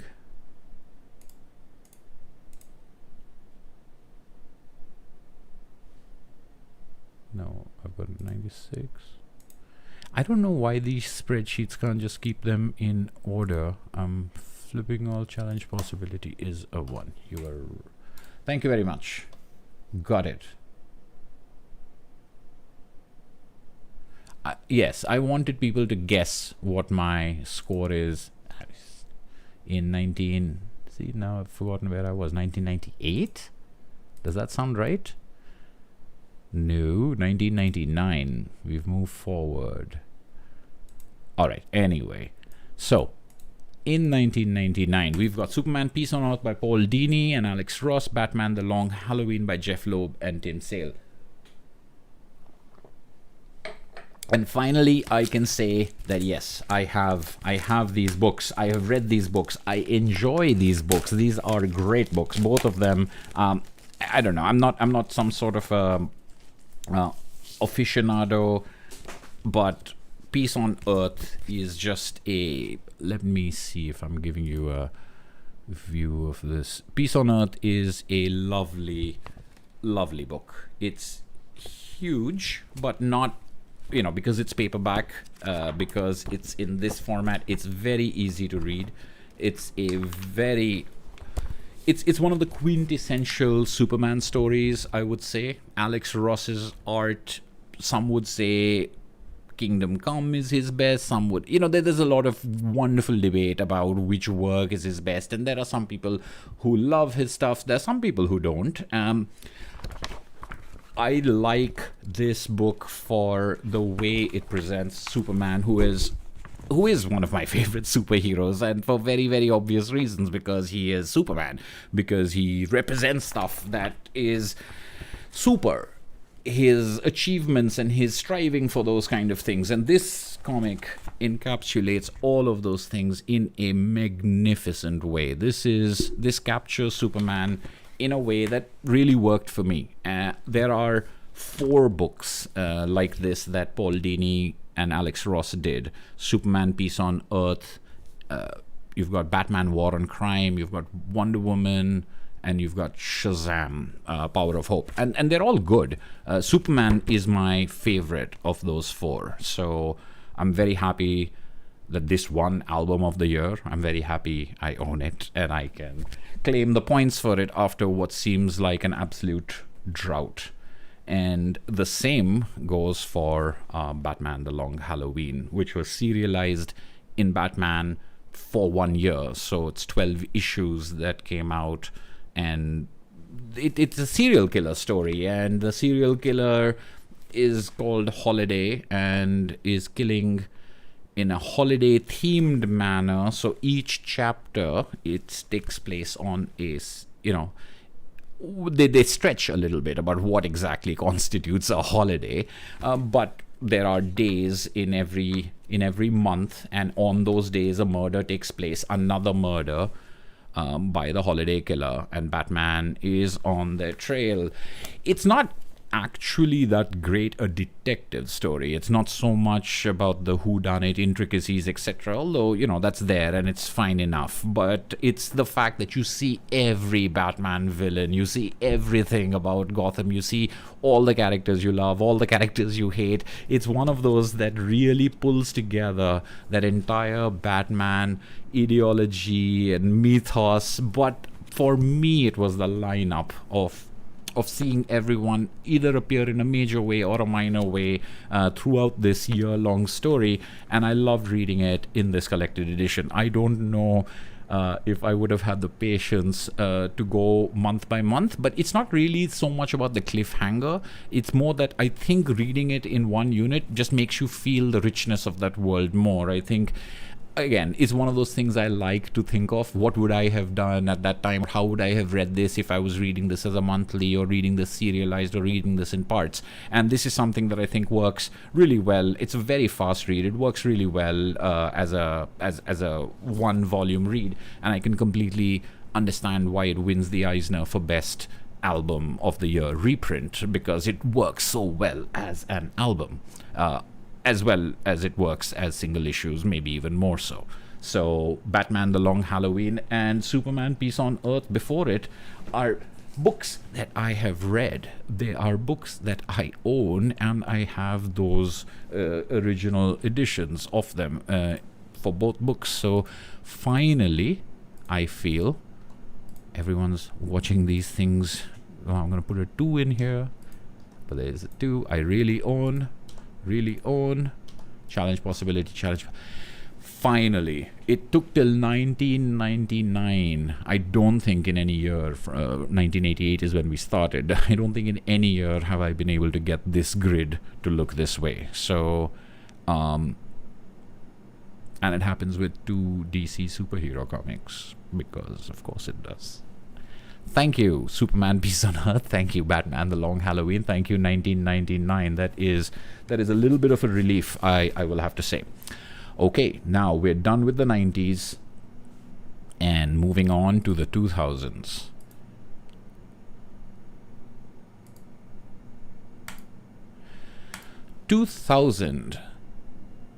The winner for Best Graphic Album New in the year 2000 was Chris Ware's Acme Novelty Library number 13. And the best reprint graphic album of the year was From Hell by Alan Moore and Eddie Campbell, which is great because, again, finally, I do have both of these. I'm a big fan of... I'm a big fan of Chris Ware. I think regular viewers of this channel will know that by now. I've made a number of different videos. I've made one for Jimmy Corrigan, one for Building Stories, one for Rusty Brown, and I've thought for a long time of making a video on each of the issues of the Acme Novelty Library, which was Chris Ware's self-published, then published with Fantagraphics comics. This is his monthlies, or not really monthlies because it took him a long time to do, but these are the single issues that he put out. This is number 13, the one that won for this year, but each one of them is essentially his version of a zine. I mean, superbly produced, immaculately designed, full of incredible art and amazing comic storytelling. I know that Chris Ware may not be to everyone's tastes, but I don't know if people can outright deny what a magnificent artist he is. The kind of stories he tells, for me, are heartbreaking and hollowing, and this is not a what I'm interested in, though, is that this is a Jimmy Corrigan. Sorry. Oh, right. Thank you. What I'm interested in is the fact that this is something that contains Jimmy Corrigan stories. So this may win Album of the Year New, but if Jimmy Corrigan wins it, Jimmy Corrigan would win it for being a reprint because it's originally serialized in these albums. And that's an interesting thing, where when you've collected the serialization, it makes sense that it wins best album. But the thing that it was serialized in winning best album is just, I think, a sign of the impeccable design sense and production and all of those kind of things around it. So these issues and these stories aren't just the panels. They are the pages, the way those pages are put together, and the way that we read them. This is number 13. There were 21 total Acme Novelty libraries. I suppose there could still be more, but I don't think that Chris Ware is making Acme Novelty library issues anymore. I think he's publishing pieces in various other journals and then collecting together in books like Rusty Brown most recently. So these are lovely series. I love Acme Novelty Library, and I would say that in my collection, I don't think about things as jewels of my collection or the most precious things and things like that. But when I completed the Acme Novelty Library series, there was that collector part of me, who was very happy, because it was something that I had wanted and heard about and read about for so long, and it took me so long to get every single issue, at affordable prices and things like that, that over there the reader in me was equally happy as the person who wanted to obtain all of those elements, because these are such wonderful physical items as well. I think if you read Chris Ware digitally, you'll get some advantages, like you'll be able to zoom in and read some of those things that are incredibly tiny font, but you will lose, I think, a lot. He designs things to be physical, he designs things to be read physically, or at least it seems to me, and reading individual issues of Acme Novelty Library and then reading the same thing in a book like Jimmy Corrigan or in a thing like Building Stories, even the same panels, even the same story or the arc becomes a different experience, which is just mind-blowing. And it's something about reading comics that I think everyone should give a shot to. In particular, some other books of his that I have made videos on, but that's Chris Ware, about whom I will always be ready to wax rhapsodic. And the other winner that year is Alan Moore, Eddie Campbell. Never heard of them, but here's From Hell by Alan Moore and Eddie Campbell, my favorite Alan Moore. This is something that I've talked about a little bit. We talked about Alan Moore winning for Best Writer, so I'm not going to get into all of that, but if you haven't read From Hell, definitely give it a try. As I was saying in my last live stream, I didn't realize that it could also, in spite of its density, be a gateway comic. But if people like reading, like Ashwata, she found it to be a great comic to tell her that comics are more than what she was thinking they are. And I think that's one of those that I would count over there. I think people will be astonished by From Hell if they like reading but don't think comics are literature or worth reading or something like that. I think it would really blow their minds, among many other comics I'm sure that we could all think of. But because of this wonderful, I hope the tide is turning. 2000 was a good year. I do own the Acme Novelty Library number 13. I own that exact edition, so the challenge possibility of 1 is met with an owning of 1, regular possibility 2. And From Hell, I have read it, I own it, regular possibility, really own it, challenge possibility 1.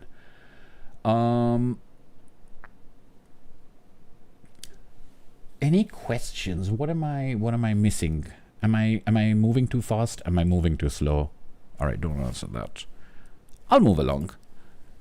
I'm always very tempted by the chat because there's always such good fun chat going on, and then it's like I'm supposed to do a live stream and not look at those chats. But I mean, from time to time I will, and Ashwita will let me know if there are anything important that I need to answer, and like you guys catching me out on some cheating, those kind of things, I'll keep checking that.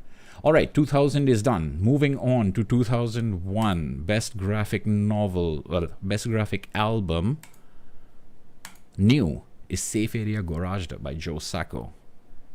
And Jimmy Corrigan, the smartest kid on the world. So we saw this. Now, Jimmy Corrigan, the year after 2000, saw Acme Novelty Library number 14. So that's the last Jimmy Corrigan serialization, and then it's collected together into this hardcover and paperback that comes out in the same year, and that wins for hold on, where am I? And that wins for best graphic reprint. So this is exactly, where did I put that? So here's an album that wins for new. Here's an album that wins for reprint. They contain the same stories.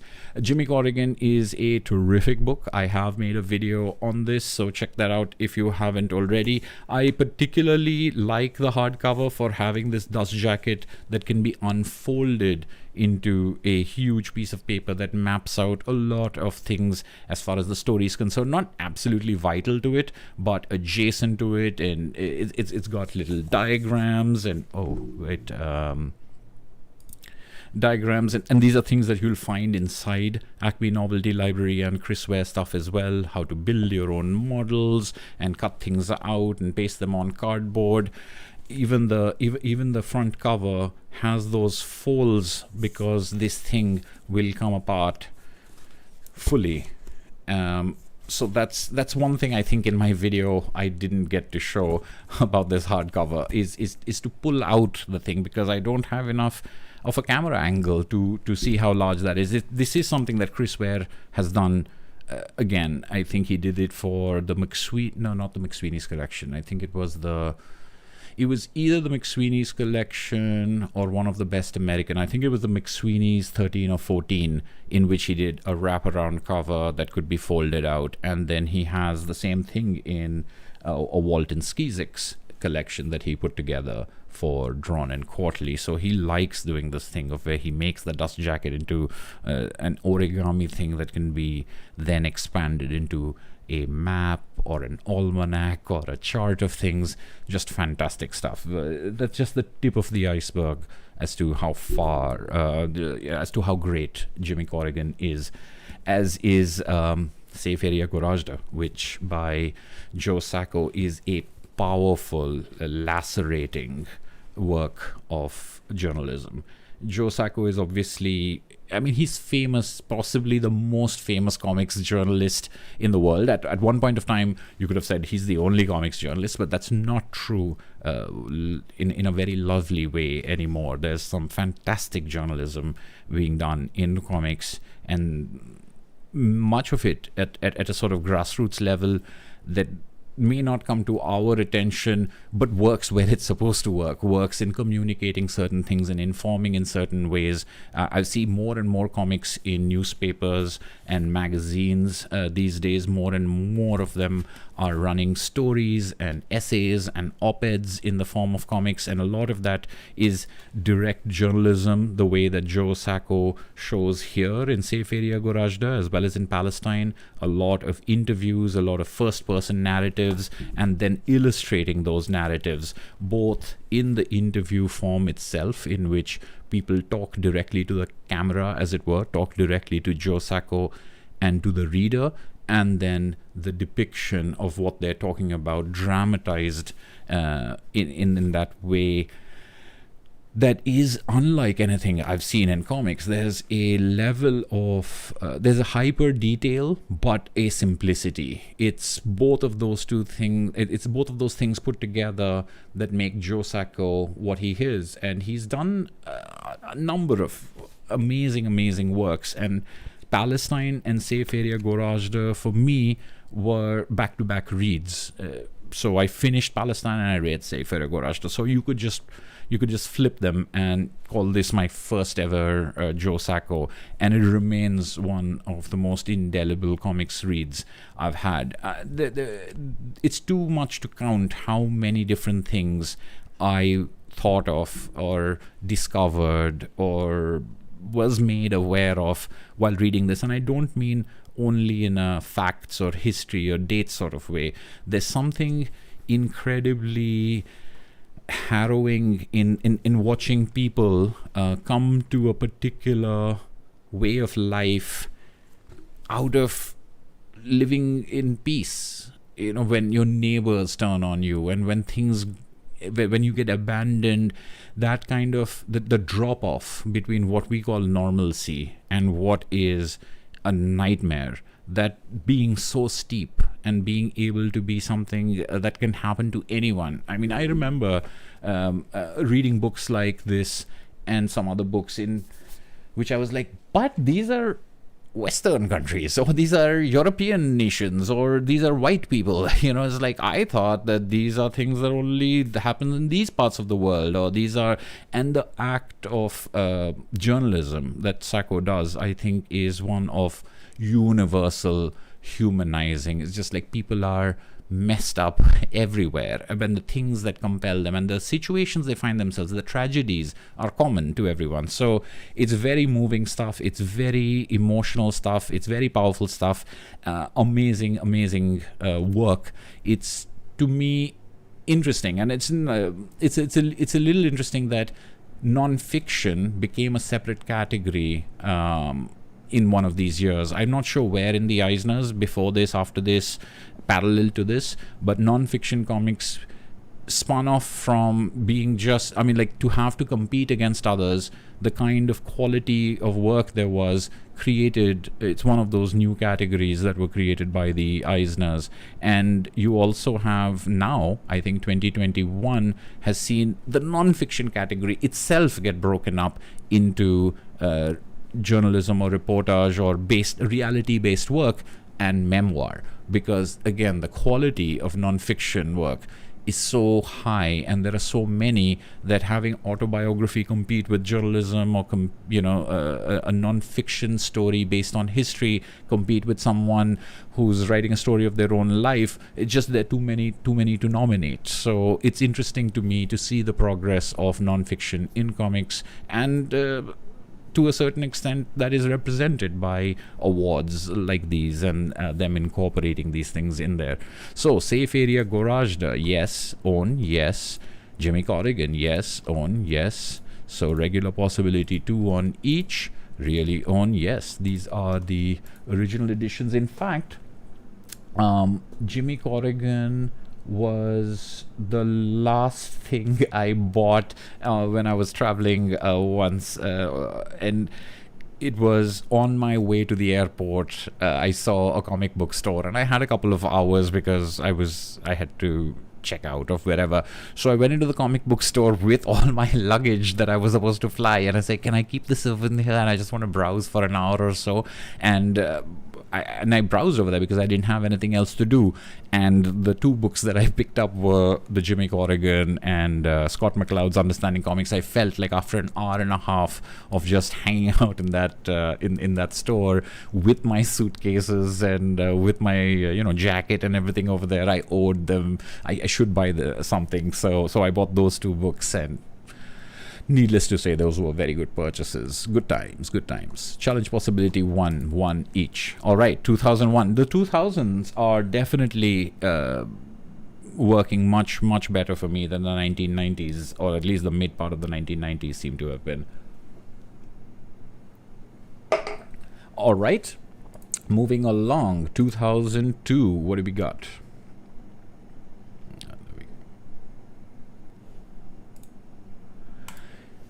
In 2002, The Name of the Game by Will Eisner. Will Eisner wins his second Eisner, at least as far as we can see. He may have won more than these two, but even in this category of Best Graphic Album New,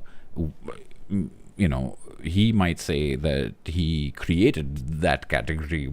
There was no thing as a new graphic album before him. It's not true, but he's definitely instrumental in getting that idea, or even the idea of having a comic book in a bookstore. Something that many years later publishers were able to do successfully. That was his real quest. But yeah, the award named after Will Eisner is awarded to Will Eisner in 2002 for the Best Graphic Album New, for The Name of the Game. And The Reprint award goes to Batman Dark Victory by Jeff Loeb and Tim Sale. Dark Victory being a sequel of sorts to The Long Halloween, picking up after that. And I have The Name of the Game by Will Eisner. This is a book that I have enjoyed. Again, this is one of his more potent human dramas. It is unmistakably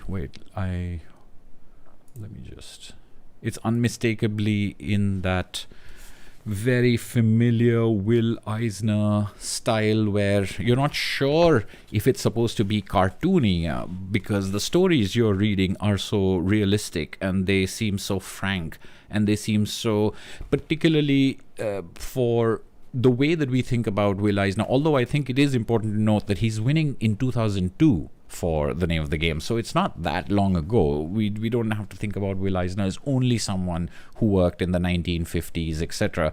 But also in A Contract with God and the stories that followed it, the sexual frankness, the presence of violence, the casual racism, misogyny, xenophobia, but the struggle, the despair, these things were presented in a way that felt really modern. Even if you didn't think that even people who said that they were writing about serious topics, they could be a little histrionic about them. They want to teach you a lesson. And I think what happens with Will Eisner and stuff like that is that you think maybe because of the way it's written or the way it's drawn, the language of the people talking, you might start off thinking that, hold on, this is going to be like one of those things that teaches me a lesson and then makes some melodramatic statement. And it, I mean, there is melodrama. It's certainly operatic at times, but it's a lot more frank and it's a lot more honest than I think most people who haven't read it would think. Again, this is not true for all of Will Eisner, as I was saying, but it's definitely true for his New York stuff. So The Name of the Game, I think, falls more. It's closer to A Contract with God and Life on Dropsy Avenue and A Life Force and books like that than to maybe some other stuff that he's done. And Dark Victory is also something I enjoyed. I like Loeb and Sale's take on the DC stories. I like their Marvel stories as well. Not all of them, but I think there are some classics, and I think Dark Victory is one of them. I know that Long Halloween probably gets all the press as far as people recommending stuff, and I think I understand why. It's very accessible. You can just plug into it. You will recognize things in it. You will have that. But I think Dark Victory is very good as well. I mean, for that type of storytelling, the kind of mood, the kind of attention to character beats and moments, the art, the colors, the writing, they all, for me, work really well together. And I think what's important in comics, many things are important in comics, but one of the things in comics is that you've got to get the picture, the full picture. You've got to understand what's going on. It's got to be clear, and you've got to move on to the next thing without even feeling like a lot of craft took place in front of you. I really think that comics are about reading panel to panel to panel and page after page. They're not just about one panel. They're not just about one extracted thing or one quippy quote or something like that. It's about the totality. And I don't know, I think Loeb and Sale, at least the collaborations of theirs, like The Long Halloween, like Spider-Man Blue, like Superman for All Seasons, which I love. I really love Superman for All Seasons. I think these have a fluidity and an ease to their storytelling that may make people underestimate them. I think it makes a lot of people underestimate a lot of creators, people who can entertain and keep you reading and can get you from page to page while still absorbing everything, while still being very clear about where you are. So I think I put Loeb and Sale into that category with people, I think, like Will Eisner, whose speed and whose flow, I think, is something worth noting and worth celebrating. So yes, Dark Victory and The Name of the Game, both of this year's books are books that I have read, I own. The regular possibility is 2 for each of them. And I really do own the 2002 versions, including the nice. I would love to get a this version of the Long Halloween. A Haunted Night 2, I think, that solid orange, that solid blue, and this solid red as a series, as objects. I think that would be great. This is a lovely edition, and I think I've looked for the Long Halloween in an edition like this. That would be fun. That would be better than an absolute for me. Something like this, I'm not joking. Something like this hardcover, this size, this dust jacket, this kind of design, this is better than an absolute 8 times out of 10, 9 times out of 10. In for my tastes. Anyway, so that's 2 books down for the year 2002. That was a good year. Challenge possibility 1, challenge possibility 1. All right, moving on to 2003. 2003, 100 Demons by Linda Barry from Sasquatch Books wins the Best Graphic Album New, and Batman Black and White Volume 2, edited by Mark Chiarello. And this is not a good year. This is a terrible year. 2003 is very bad. Unfortunately, I have not read Linda Barry's 100 Demons. I've not read a lot of Linda Barry. I have read 4 books by her. I think most recently What It Is, which I talked about in one of my recent reads and new acquisitions videos. Her autobiographical stuff is very potent, is very powerful, but what's even more impressive is how she has evolved that over time. So I'm always ready for more Linda Barry. There are some parts of some of her works that are a little obtuse to me, or I feel I may not have gotten it all. And she does work with collage, and she does work with a full page kind of composition in which there are elements that are going, there's not necessarily traditional panels. Again, it depends on what you read. I've also read some very straight up, here's my childhood story anecdote with panel stories as well. But you never know what you're going to get with her. But she's very interested in storytelling, and she's very interested in exploring the relationship between a storyteller and a reader, and the manner of storytelling and the tools she has at her disposal. A very, very interesting artist, very well known, very renowned. But 100 Demons, an Eisner winner for Best Graphic Album of the Year, is not something I have read, is not something I own, is something I should be looking up. It's got a fun title, so there's already that, apart from the win and apart from the fact that it's Linda Barry. So there's a regular possibility of 2, out of which I get 0. I get 0 over here, possibility 1 over here. Batman Black and White Volume 2, and this is very frustrating because I just recently, I think in another video, was talking about how I haven't read any Batman Black and White past the first volume, the first original series, which I do have, and I do own it, and I own it in this really nice little weirdly formatted, not weirdly, but something I really enjoyed. This edition is something, this is Batman Black and White Volume 1, and the stories in Volume 1 were very good, and I had them in singles, and when I found this collection, I found this used. When I found this collection, I picked it up, but I never pursued it. And some people told me that, oh, it's really good, and you should go ahead and get Volume 2, and somebody else said, the first series is the best, and the rest of it, no, it's not worth it.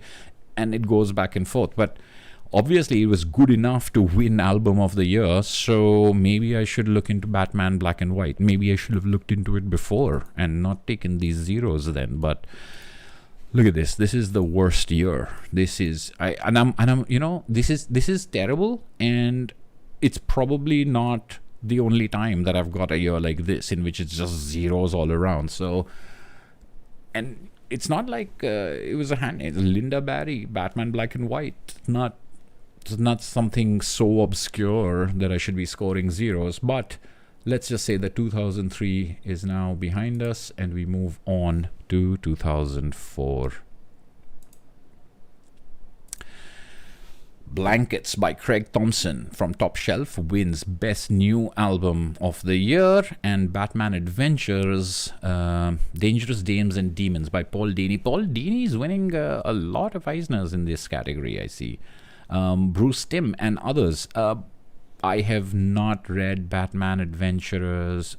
I keep saying Adventurers. I have not read Batman Adventures, Dangerous Dames and Demons. Is it good?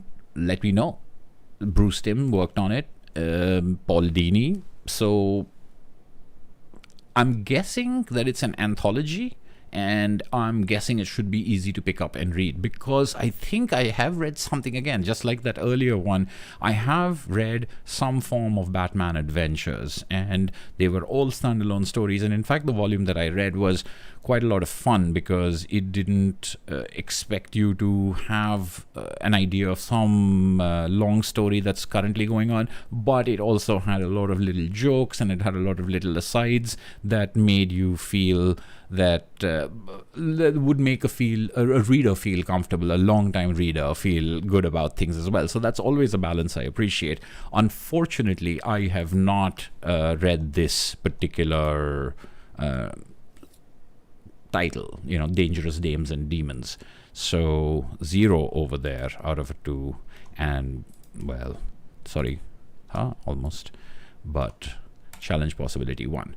Blankets, on the other hand, is something I have read. It is something that I own, and it is something that I really love. I think Craig Thompson's Blankets is widely hailed as a masterpiece in comics, or it's at least very, very beloved. It's a massive 600-page tome, which is all the more impressive because it is a very personal autobiographical story, and it's a story about first love, which couldn't be well, it could make for good stuff, but it could make for really sappy stuff as well. And so that teenage romance, that burgeoning love, passion, and sex is incredibly well observed, I thought. In particular, because Craig Thompson's upbringing is a devoutly religious one, and the girl that he falls in love with is a girl he meets at church camp, and it's very tied into that religion. But the story of this relationship, of how it goes, of its ups and downs, and where it ends up and what it includes, the story of this relationship is also interwoven with the story of his family, of his upbringing, of his religion, of the church, and the way that these things change over a period of time felt very well documented. It felt ethereal and beautiful and magical and poetic, but very, very real life. It felt truly lived in, but not just lived in as in, oh, he had a whole bunch of experiences. What I was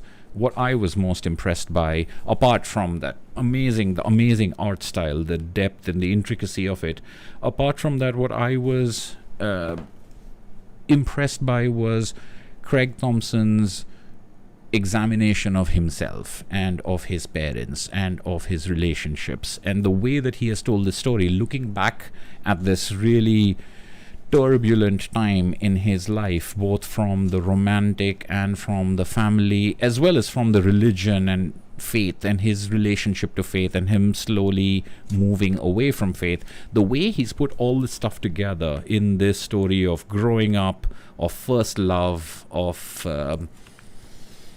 body and soul is just incredible. It's a gently paced read, but I don't think it's ever boring. I think Craig Thompson is an interesting writer-artist. I've read a couple of his works, but Blankets, I think, is my favorite of his works, just from the point of view of it feels emotional, and it feels that, and even though I've read stuff of his that is incredibly intricate and detailed as far as the art and the research that's gone into it is concerned. Blanket still feels, you know how you have those movie makers who make that first little indie movie on a very low budget, and there's nothing low budget about this. The art style over here, 600 pages of this art style is full on, like, absolute masterpiece art.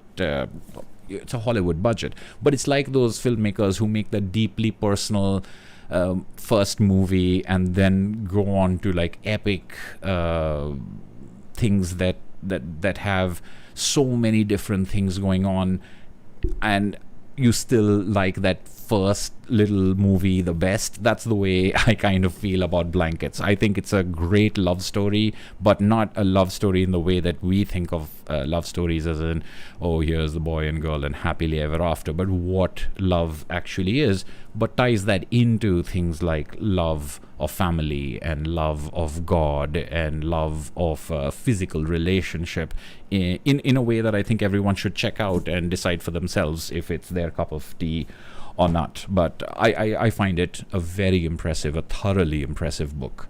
So, Batman Adventures 0, but Blankets, I have read it, I do own it, so there's 2 possibility over there.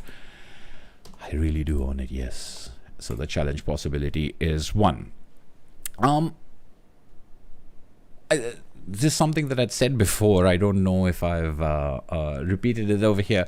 Is that all of these opinions are, of course, just, I mean, all opinions are personal, so they're personal, and what I feel about these books have a lot to do with not just the books themselves, but when I read them, how old I was, what I was thinking of, what else I had read at the time, what I had seen or not seen, what I had experienced. And I think that's going to be the case for everyone. I think it's interesting that these Eisner Awards are making me think back to these years of when I first read them, and because I had no idea that Blankets had won the Eisner for Best Album, but now when I look at it, I'm like, oh, okay, yeah, it makes sense. But that's because I'm not clued in to what is being nominated and what is up in competition. So I think there's a lot of pleasure in looking at award ceremonies, not in the years that they're happening. Just forget about them in these years. Go back to them 10 years, 15 years later, and then look upon them as a time capsule. That's when I like, looking at Oscar history or something like that. And that's what I'm enjoying about Eisner history, is looking back upon a time that these books would have first come out and what people would have thought of them, and what else was out there at the same time. But yes, that's 2004. 2004 has one good draw and one not so good draw, and that's kind of, I think, the way most of the game goes. When I have 2 bad draws, that's really heartbreaking, and 2 good draws, I don't know how often has that even happened. I can't remember. All right, moving on to 2005.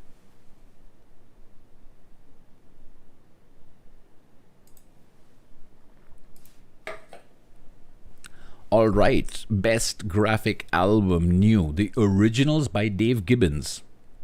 And in the reprint category, Bone 1-volume edition by Jeff Smith.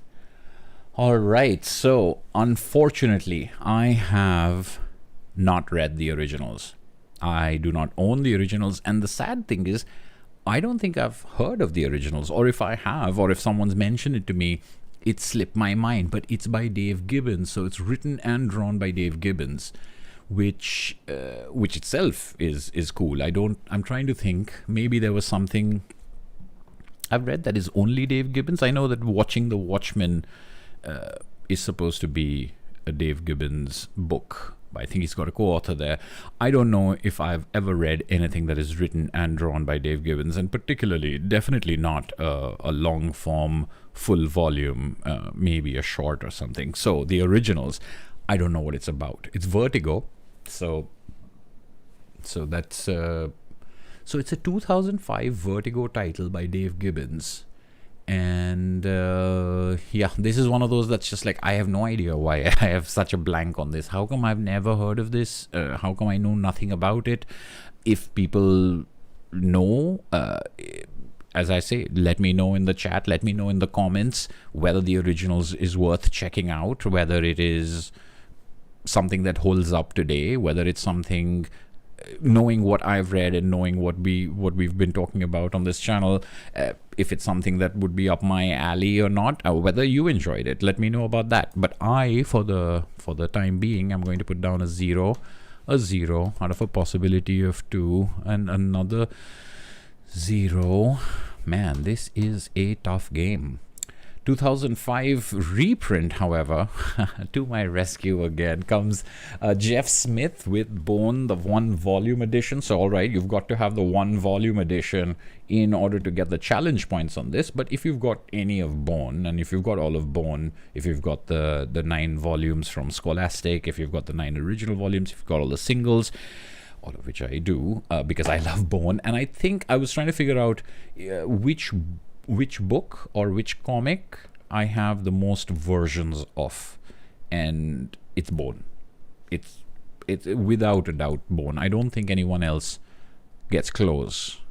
So I'm not going to get into exactly how many editions that means, but it's just a comic that I've loved since I first read it. It's never been anything other than love. It's just a fantastic fantasy comedy. It starts off as a comedy and then becomes this Lord of the Rings type of epic fantasy with warring forces and good and evil and people coming together, and the fact is it's never inconsistent from its funny roots of these characters, these 3 characters, the Bone brothers. Is just an incredible series. I've made a number of videos on this. What is Bone? And then look at the single issues and which ones they're collected in. A look at the 1-volume edition, which is something that I do have, that I have read.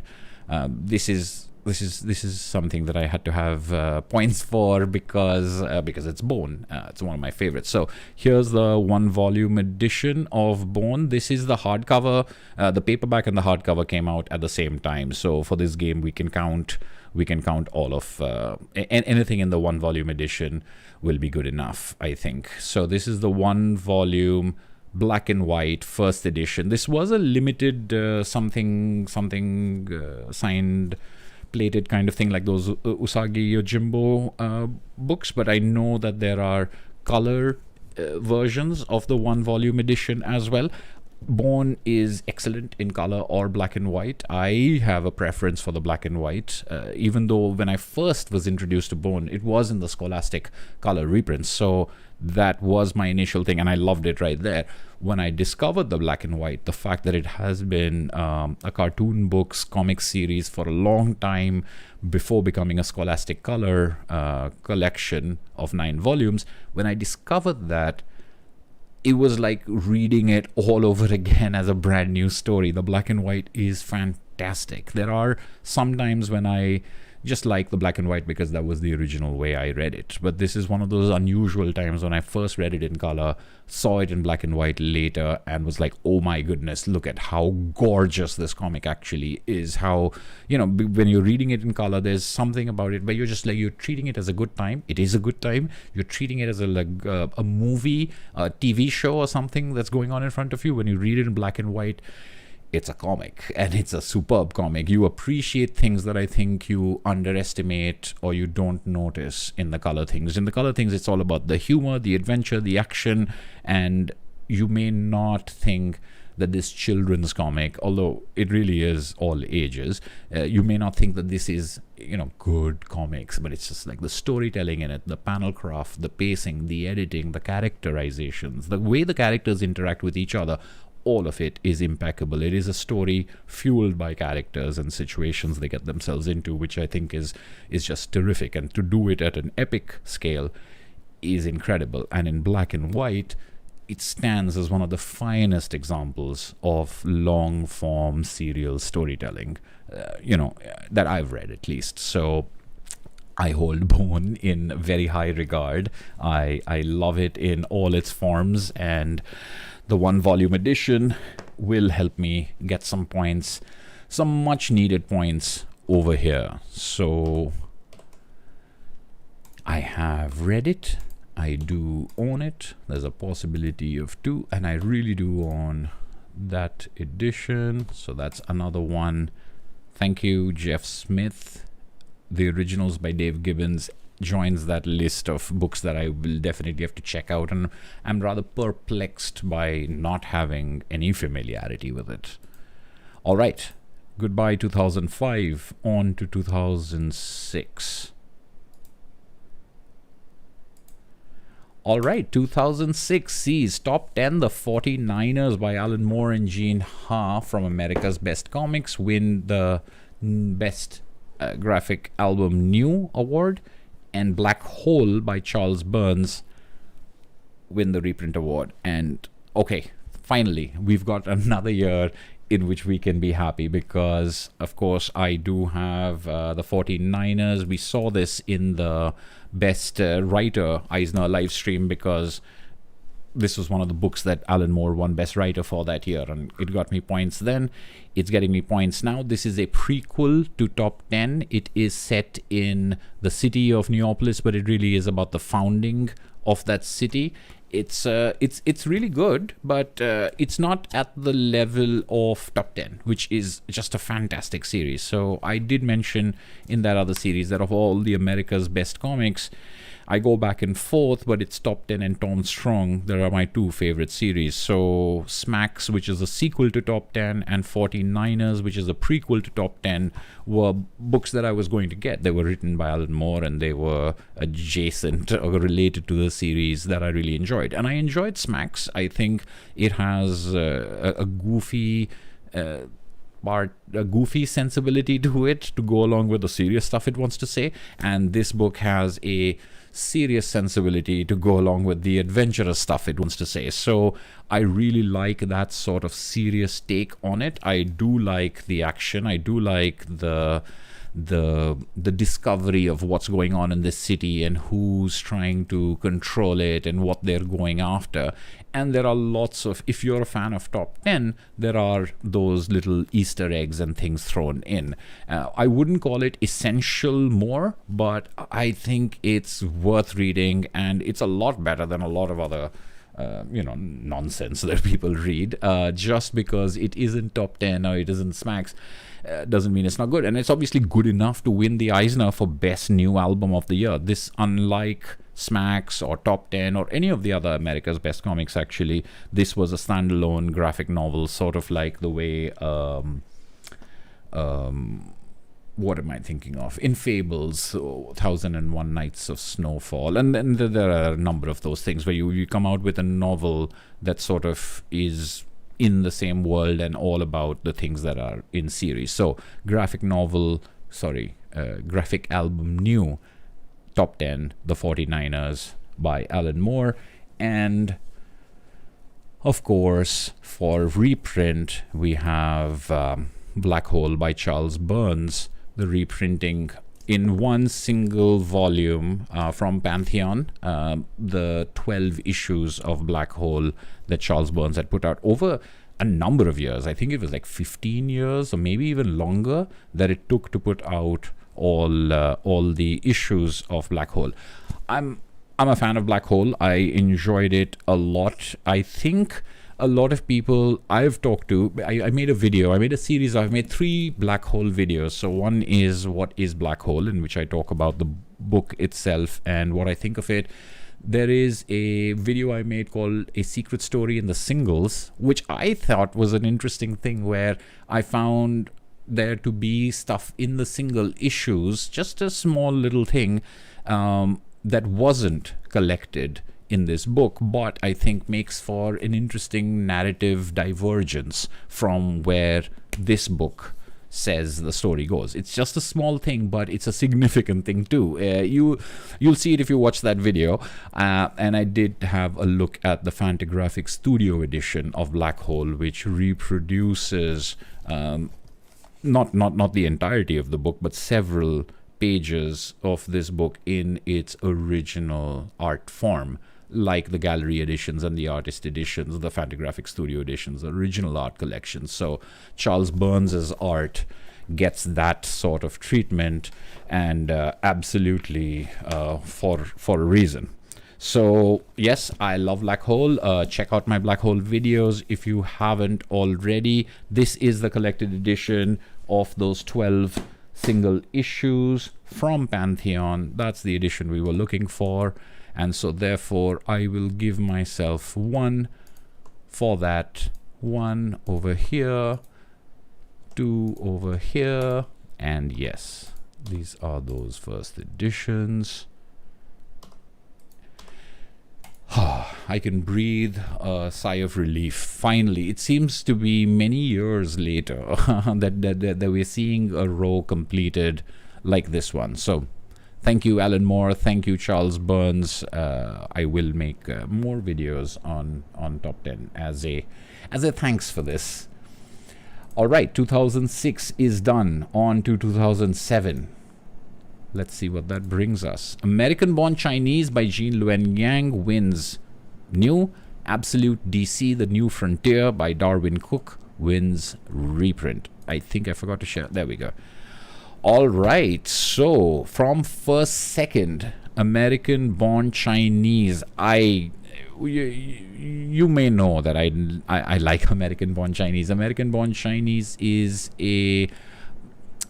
is the first book in my video, or the top 10 graphic novel, the top 10 gateway comics. The top 10 gateway comics is a video I made many years ago, putting together a list of standalone, non-superhero, 1-volume reads that would be good for giving to people who don't read comics, or who don't think comics are interesting or worth reading, and or you know, they're intimidated, something like that. Not about superhero comics, but otherwise. And it was the first book on that list because I went alphabetically, but it is really a fantastic book. It is my first book by Jean Luen Yang, and I think this might have been his actual first book, or at least first major work. Maybe he had published shorter things, I'm not sure. American-Born Chinese, I believe, was nominated or shortlisted for the National Book Award, making it the first comic to be nominated or shortlisted for that. And it's not so much about the firsts and the historical thing, but there is a significant value in it, I think, that even non-comics readers found in this story of displacement, in this story about race, about identity. It's incredible. And there are 3 stories that are actually running through this book. The first story is about a boy and his cousin, and his cousin is a very embarrassing cousin from China, from back home, and this boy, who is born in America, does not want to associate with his cousin and is very embarrassed by him. And the second story is about a white boy in school, and the third story is the legend of the Monkey King, and how those 3 stories come together. And this is what I said in that video about the best gateway comics, how these 3 stories come together, the myth and the 2 schoolboy stories, is very, very surprising and very cool and very interesting from a reader's point of view of how to navigate these prickly topics that are being talked about here. Very humane, very gentle. It's one of those things that when I read it, I was like, I want to read more stuff by the person who made this. And luckily, Jean Luen Yang has given us over the years many, many excellent books. So American-Born Chinese, I believe, is where it all started. It's an excellent book. Very happy to see its win for Best Graphic Album New. So yes, I have read it. Yes, I own it. The regular possibility there is too. Really own it. That is the first edition. And yeah. And for the reprint, it's Absolute DC, The New Frontier by Darwin Cook. Now, this is what I was talking about right at the beginning. It is not just the first time, or the first edition. The New Frontier Absolute Edition is winning, and I mean, it's understandable why, because it is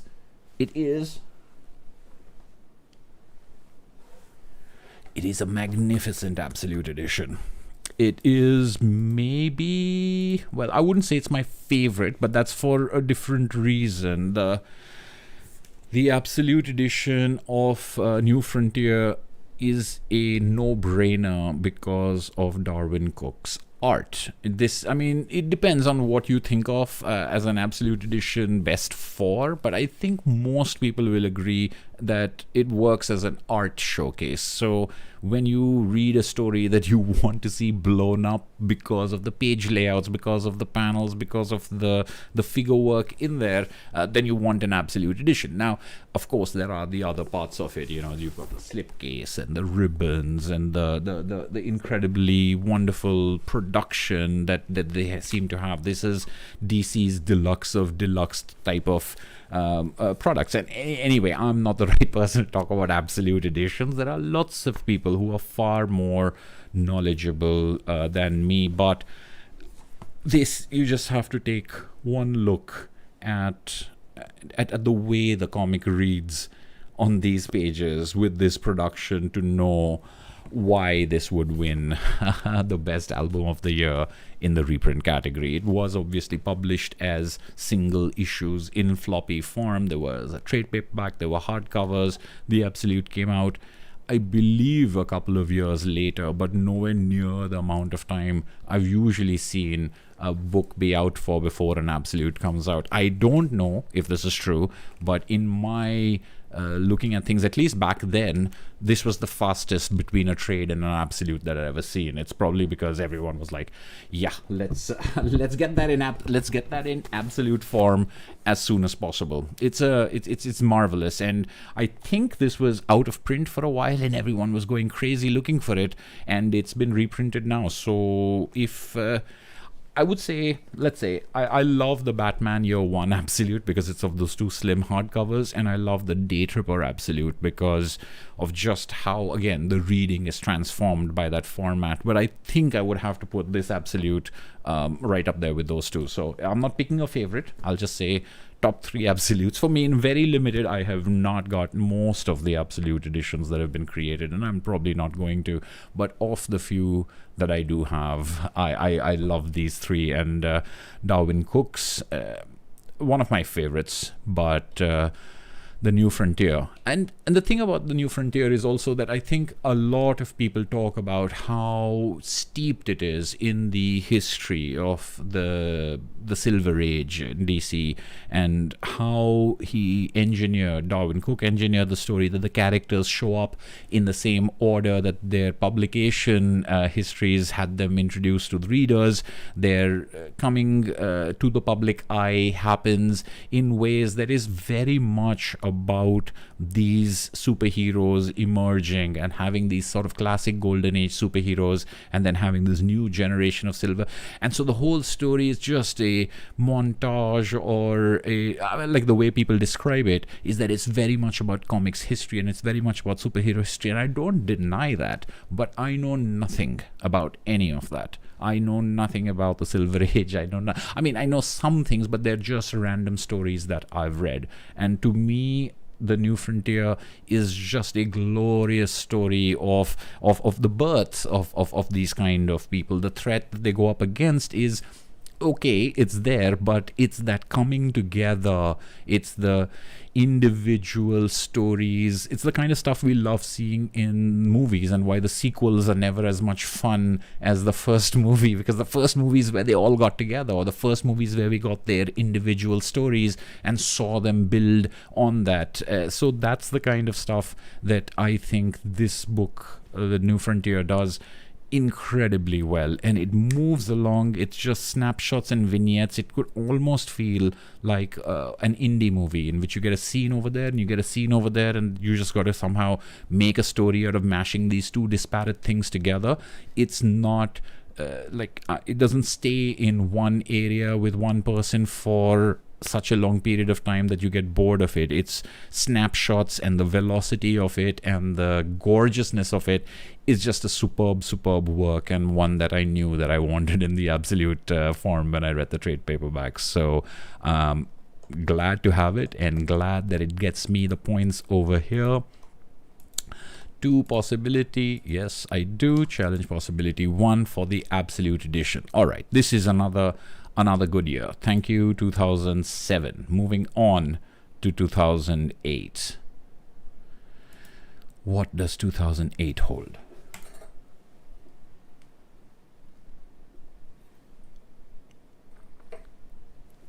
Exit Wounds by Rutu Modan, published by Drawn and Quarterly, wins Best Graphic Album New, and Best Graphic Album Reprint is won by Mouseguard, Fall 1152 by David Peterson, published by Archaea.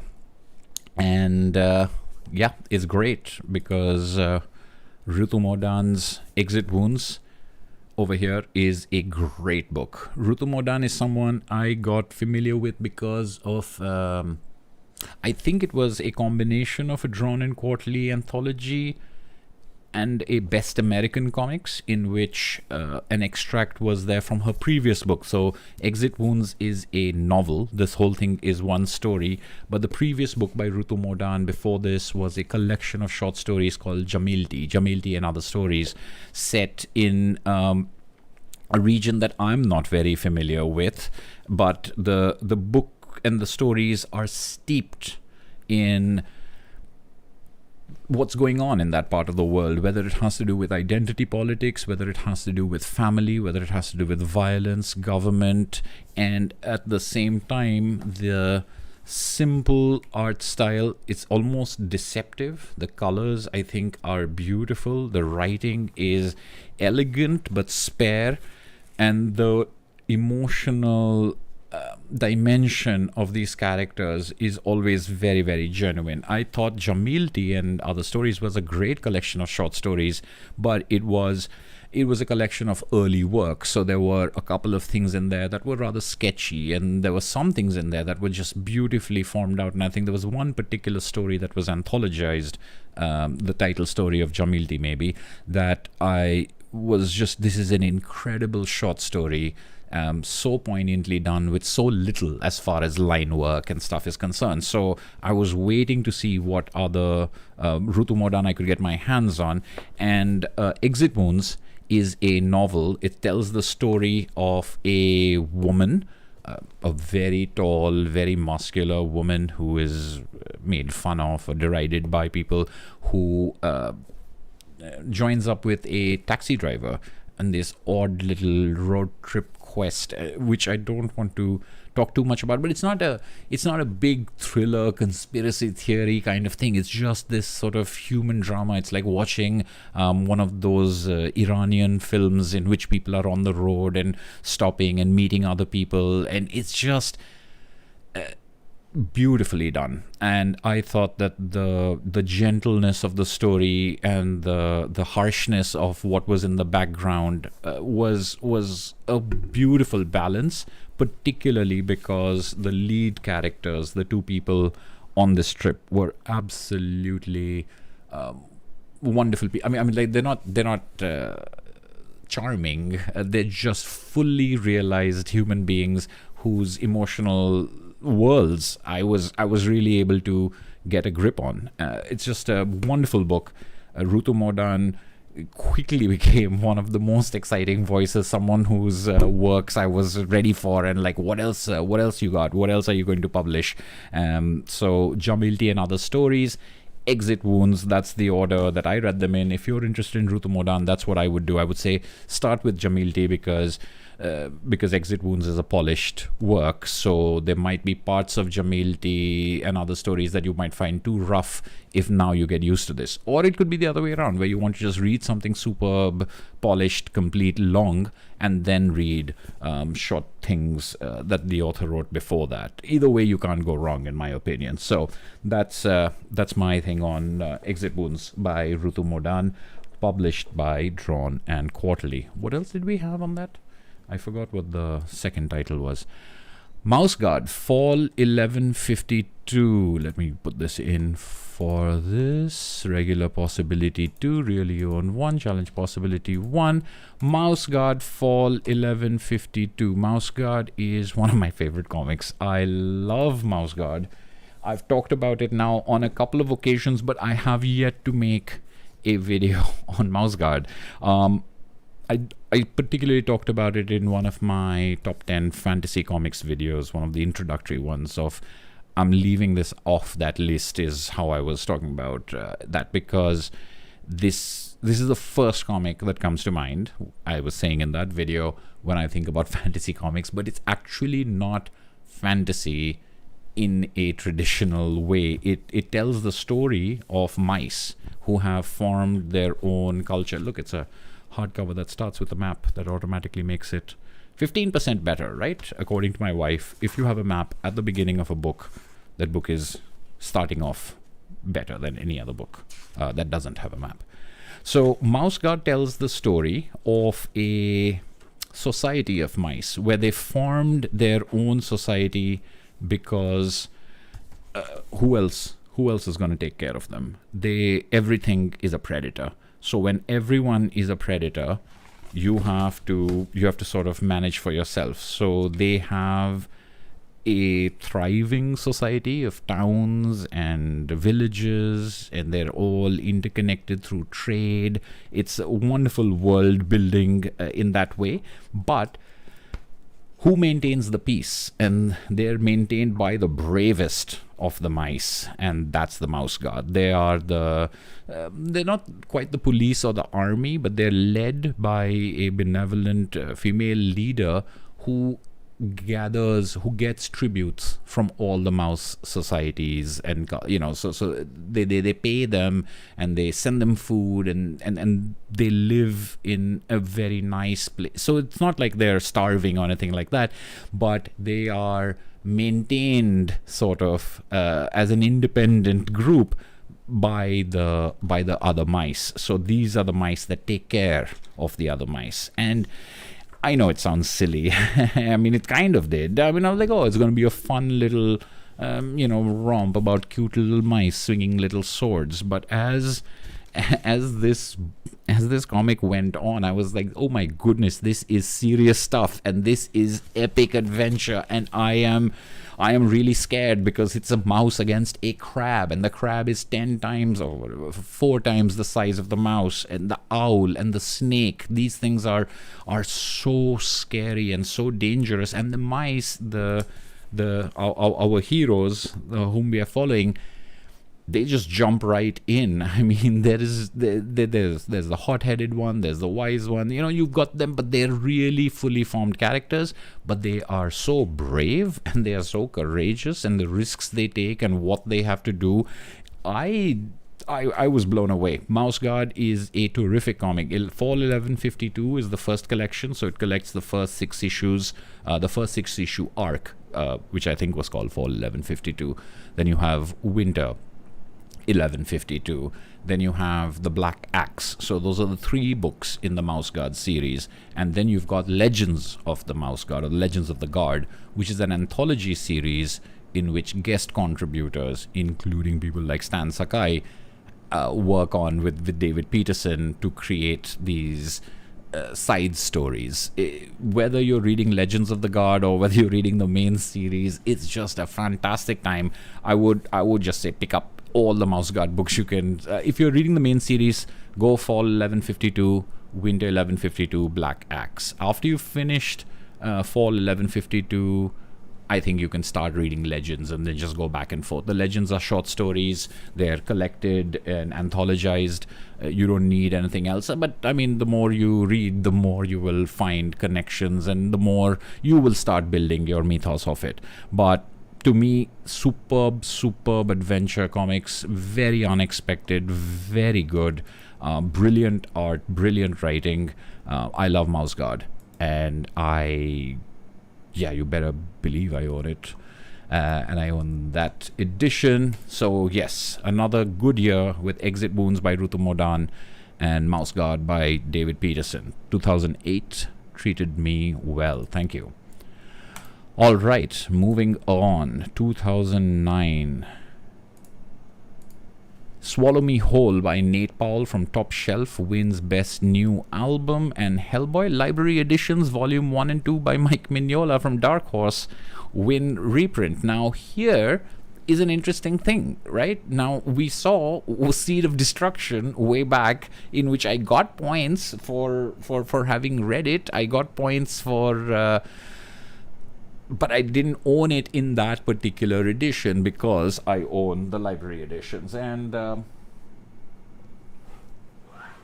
So this contains the same story. So if you have the library editions, you get points over here, but you better not be taking points for owning Seed of, unless you never got rid of your trade.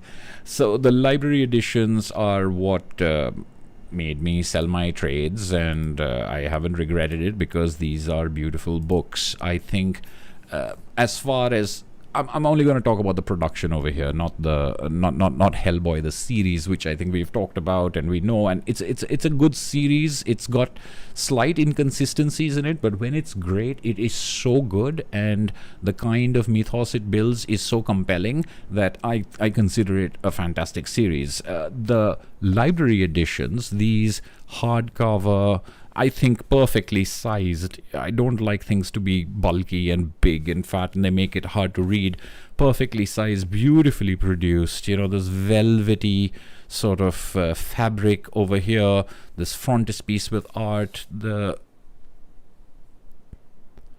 embossing, the gold foil, the elegant minimalist design as far as the back stuff is concerned.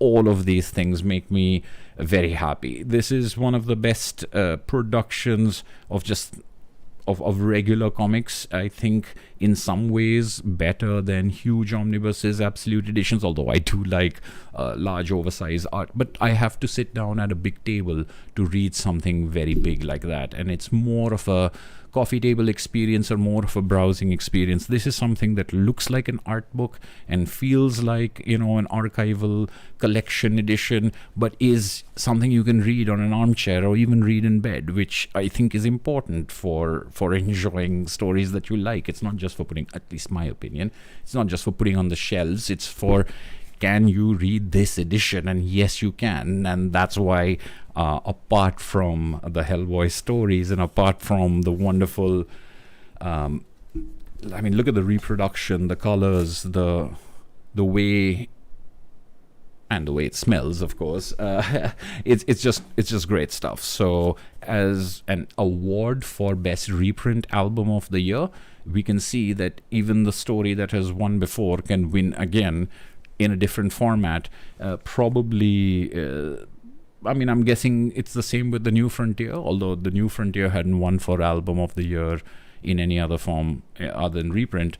We can see that it can happen again. But this does make this particular Eisner category a little weird. It's like you can just keep coming up with better and better editions of something that people have already called a classic. So now are you taking a production award alongside, are you making it a production award alongside a story award, which some might argue it already is?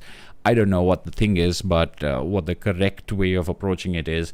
But in this case, Hellboy Library Edition 1 and Hellboy Library Edition 2. So here I have both of them. There are 6 total, and then Hellboy and Hell. So a total of 7 library editions out so far for the main Hellboy series, and a wonderful way to read it. So I am going to very happily count both of these for. And since this is, we're going to go with the same rules or the same approach, because we haven't seen a tie yet, but we have seen over here for the first time, I think, 2 works being cited, because the best album of the year is volume 1 and 2. So that's 2 albums. So yes, I have read 2 of them. Yes, I own 2 of them. And that's the regular possibility, because the possibility is to have read and own both of them. And then I really own the library edition. So what I would say is, if you don't own the library editions, but you own all of the Hellboy stories within the first 2 library editions, I would say that you would count it as read and you would count it as own. And I would say the same thing for the New Frontier, that if you have it in any form outside the Absolute Edition, you can still count it in read. You've read it, and you can still say that you own it. So it's only the really own part of it that is absolutely edition dependent. Excuse me. All right, so that's good. Thank you, Mike Mignola. Thank you, Hellboy Library Editions, especially because that helps get those double points up there. All right, and I lost my screen. And for the new graphic album, the award goes in 2009 to Swallow Me Whole by Nate Powell from Top Shelf, which I have also read, also own, and love. Nate Powell is one of those people that I think more people should be talking about. His books are they're not challenging, but they are books that make you think, and they're books that make you reflect quite deeply while you're reading them and after you're reading them. And their themes are pretty serious and weighty, and the approach though is I find to be uncluttered and very compelling. Nate Powell probably is most famous today for being the artist on the March series of books with Senator John Lewis's autobiography in comics form. But he's been making these fantastic comics for a long time, and in particular Swallow Me Whole, about mental illness and family and siblings, parents dealing with this, as well as other kinds of trauma, is the first Nate Powell book I read, and it was just magnificent. And the book that followed this was Any Empire, about militarization, but about kids playing war, and it's about kids and playing with guns and playing with toys and things like that. And it was one of the most prescient and potent kind of stories I'd read, because it wasn't about something else other than those kids. And it's the same way with this. It's like you could say, oh, it's going to be about issues, but it's not. It's only about this family. It's not trying to put data in front of you. It's not trying to put patterns in front of you. It's just talking about what happens to them and what they deal with and how they deal with it. And Swallow Me Whole is just an incredible, it's difficult for me to describe how moving I found this work. It's not quite the same way as I'm thinking about things like Epileptic by David B., which is a harrowing work that feels similar but in a very different way, and a very different art style in trying to talk about his brother's epilepsy. This is a lot more demure. It's a lot more understated in many ways. It feels very restrained and pulled back as far as the family and the members and the characters and how they interact with each other and how they behave with each other. It's just magnificent stuff. Swallow Me Whole, Any Empire. There are shorts that Nate Powell has done. I was talking about journalism and non-fiction writing. I've read, continuing actually, it's interesting that he, not Swallow Me Whole, but Any Empire, but I saw a comic that he has done about the militarization of police in the United States, with facts and with historical precedents and things like that. And for someone like me who knows nothing about this stuff, it's a sign of how great that artist is, and he's able to convey very clearly what he wants to say and make his points to someone as uninformed as me so clear. Shows a real incredible skill at what they're doing. If you haven't, I would really strongly suggest you check out both Swallow Me Whole and Any Empire, and other books by Nate Powell that I'll talk about one day in a Nate Powell Spotlight video, I am very sure. So let's see, that means that in this category I get 1 for reading, 1 for owning, 2 for the regular possibility. I really do have that edition. Okay, 2009, also not bad, especially for that double thing for volumes 1 and 2. Thank you, Eisners, for throwing 1 and 2 in there. Where are we now? 2010. All right, 2010. Asterios Polyp by David Mazzucchelli from Pantheon wins Best Graphic Album New, and Absolute Justice by Alex Ross, Jim Kruger, and Doug Braithwaite wins Reprint. Now, the thing about Justice is I have read Justice, and I used to own Justice, but this is actually one of those books that someone borrowed from me and never returned. It was 3 volumes, if I'm remembering correctly. I had 3 slim hardcover volumes of Justice. This is when I was looking for Alex Ross stuff. I had found these, and honestly, I didn't love it. I think I had read Kingdom Come, Marvels, and Superman, Batman. So I was expecting more of those same things, and while it had hints of those kind of things, it wasn't at the same level. So I was upset about the fact that, and I realized it much later that that those books never came back. But I guess I could have. I don't know why I didn't follow up. I don't know where he went, I think. But I have read them, but I do not own them. And I certainly don't own the Absolute Edition. I think I was tempted at one point of time. I was like, oh, I don't have those 3 books anymore, and the guy never gave them back.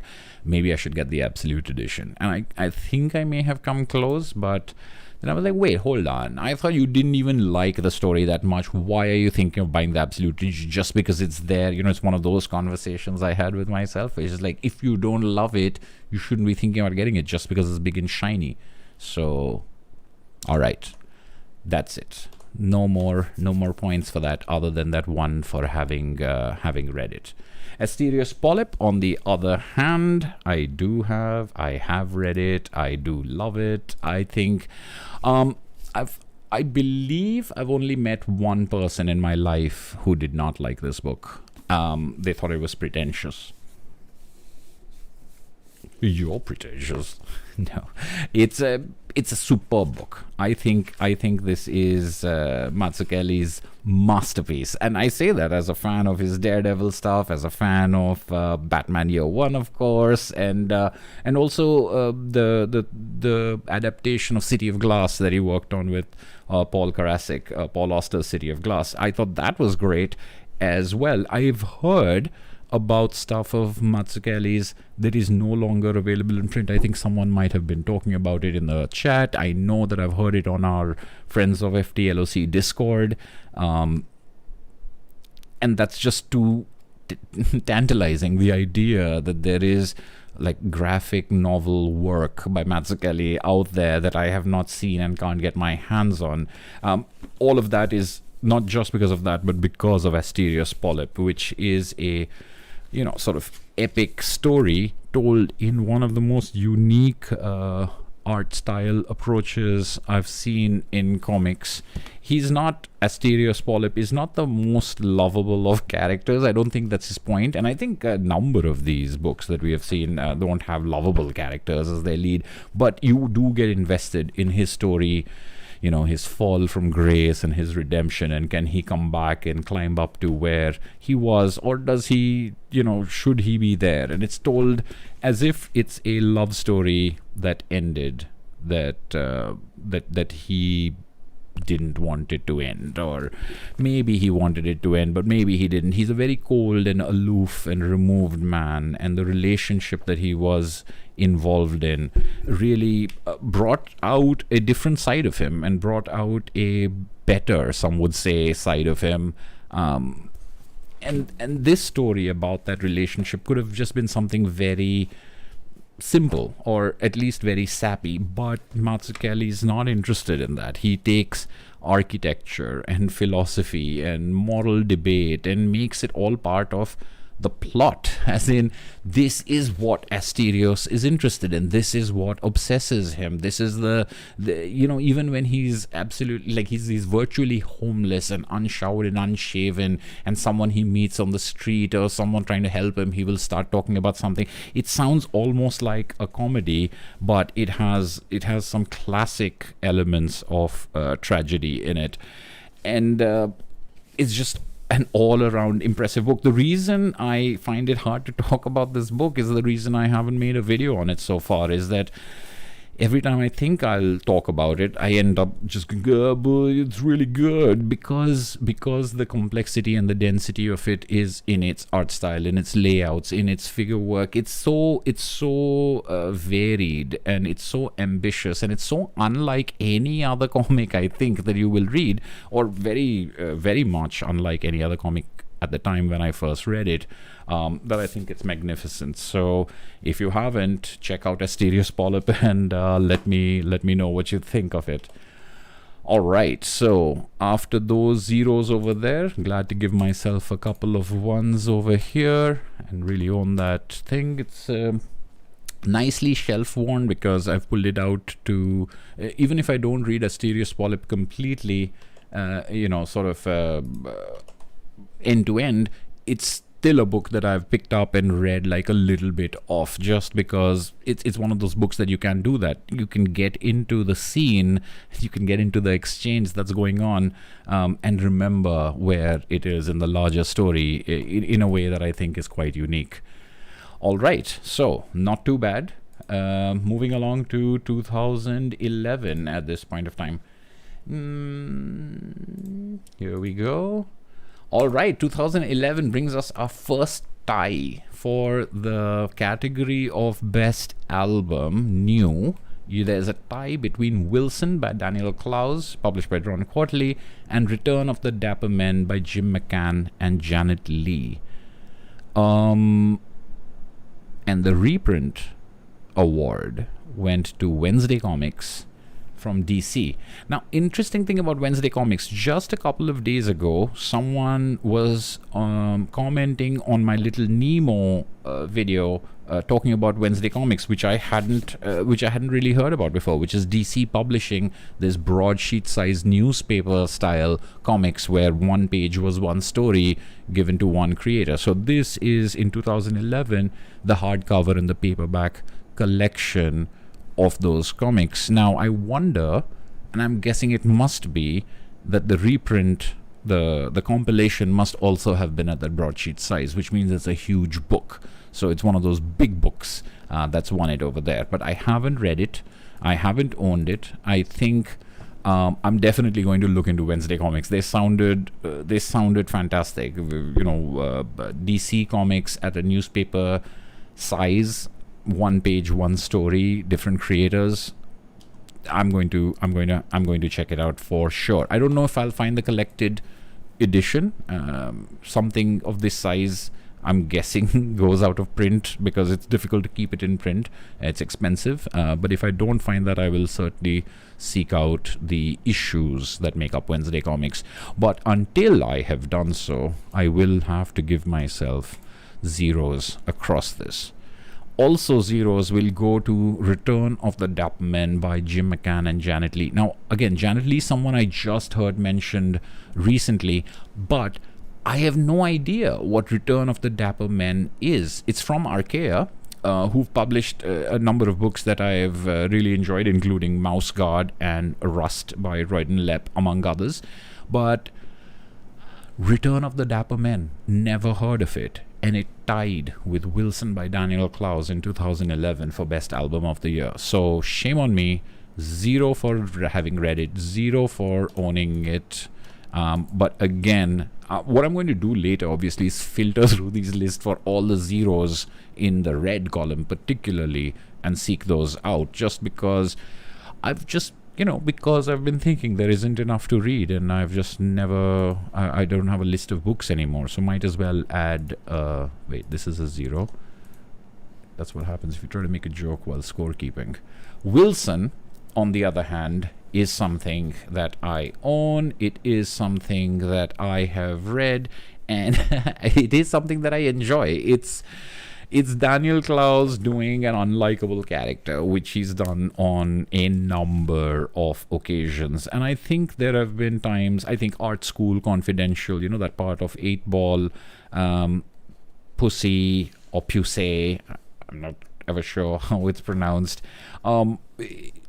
something interfered or something kept me from totally loving those works. Now, Wilson is a horrible character. He's not at all lovable, but there's something about this book that is very, very compelling. And also, Daniel Clowes shows a lot of range in using different art styles to represent Wilson at different times of his life. So, or in different anecdotes. So, for example, if you look at how he looks over here and how he looks over here, they're different in these things. But then, once you come over here, So you've got a lot of that variation, and I've seen people do this kind of storytelling where you've got little chapters and anecdotes, and obviously Daniel Clowes did it himself with Ghost World, little pieces and vignettes and fragments, and these are all although this is obviously not collected together from something because it's coming in for the new category. So it's not a reprint. It's not stuff that had appeared in 8 Ball and then he was putting it together. This is just little pieces that he put together as one full book to represent that. And sometimes I've seen people do that before, where they make one big book out of what's supposed to look like little pieces done separately, maybe even in different art styles using different paces, but it's always been created as one book. So Seth's George Sprott is one of them. Matkins Red-Handed is one of them. Wilson isn't that bold. Like, they're not like, here's a little newspaper strip, here's a little full-page ad. It's not that way. It's all comics about an unlikable character, but it's very compelling and it's very interesting. And I wanted to know what happens to Wilson, and I wanted to see what he gets up to. And at the end, it's not quite a happy ending, but it was satisfying. It was satisfying as far as the character. It was satisfying as far as the storytelling is concerned. It felt right to me. And it's not my favorite Daniel Clowes, but it's not the ones I don't like either. It's squarely in between, and I think it's also one of those books that the more you read it, maybe the more you'll start appreciating it, the more you'll start liking it. Or maybe it'll be the other way around and, it'll just diminish. I don't know. So far, it's been good stuff. I like Wilson. I like Wilson a lot more than I like other stuff by Daniel Clowes or other stuff similar to this. And I'm glad to count it over here, especially because both Wednesday Comics and Return of the Dapper Men was the bust. So I got that. All right, 2011 down. 2012, what do we got? What do we have in 2012? All right, Jim Henson's Tale of Sand, adapted by Ramon K. Perez from Archaea, who we were just talking about, and whose Return of the Dapper Men I had not heard of. And reprint, Richard Park Starker, the other way around, Richard Stark's Parker, the Martini edition by Darwin Cook. So over here we have, do we have? Yes, we do. Let's take a look at the second one first. We've got the Martini edition over here.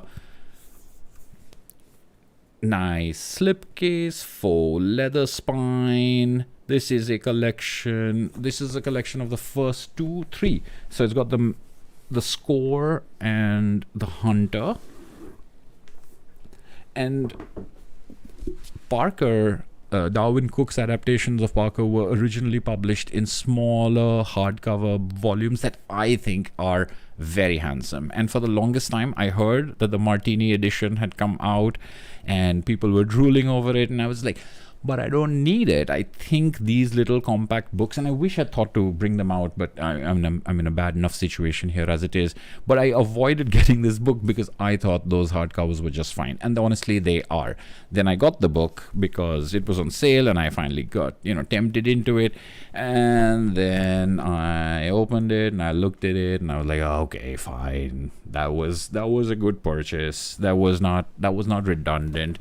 It's Darwin Cook. It's like that idea of the Absolute edition of DC New Frontier at this size, with this kind of production and with this kind of love taken in reproducing it. The work is I don't know if it's transformed, but it's just a wonderful way to appreciate it. This is a lovely book that I know what happened is that I knew that it only contained 2 of those, and I have all 5 of the Darwin Cook Parker books.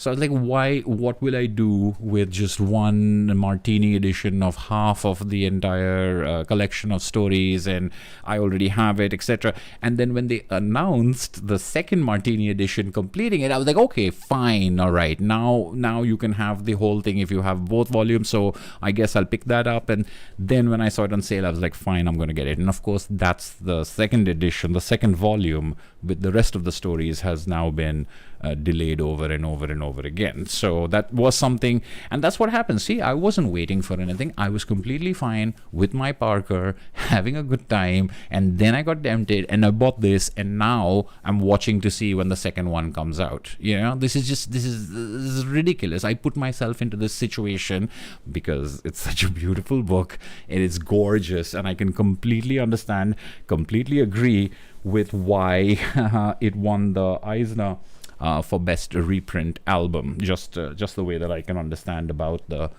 absolute edition of the New Frontier. So for the Martini edition, I think the second one's going to be called Last Call, Martini edition, Last Call, or something like that. I have read it. I do own it. And these are the points I would have given myself even if I didn't have the Martini edition, because I would have read the stories, and that's what you can do. But glad to have the Martini edition for those 1 and 1. And Jim Henson's Tale of Sand, adapted by sorry, I was just putting the scores up there. I keep forgetting to switch screens. And Jim Henson's Tale of Sand is also a book I have read and own from Archaea. It's an interesting book. This is apparently a lost screenplay by Jim Henson of Muppets and lots of other things. Fraggle Rock is where I knew him from first. But he had this screenplay that never got made into a movie, and that movie is a sort of abstract Fellini on acid type of script from what you can tell. And Ramon K. Perez took that script and made it into a comic book, something that was meant to be a sort of psychedelic movie. So this is the artwork of it, and it essentially feels like a dream. It's got that same illogical hopping from location to location, the recognition of something being important without knowing what that is, all kinds of non sequiturs and things appearing out of nowhere, but it's just gorgeously drawn, wonderfully laid out, and the entire trip is mind-boggling. It's great.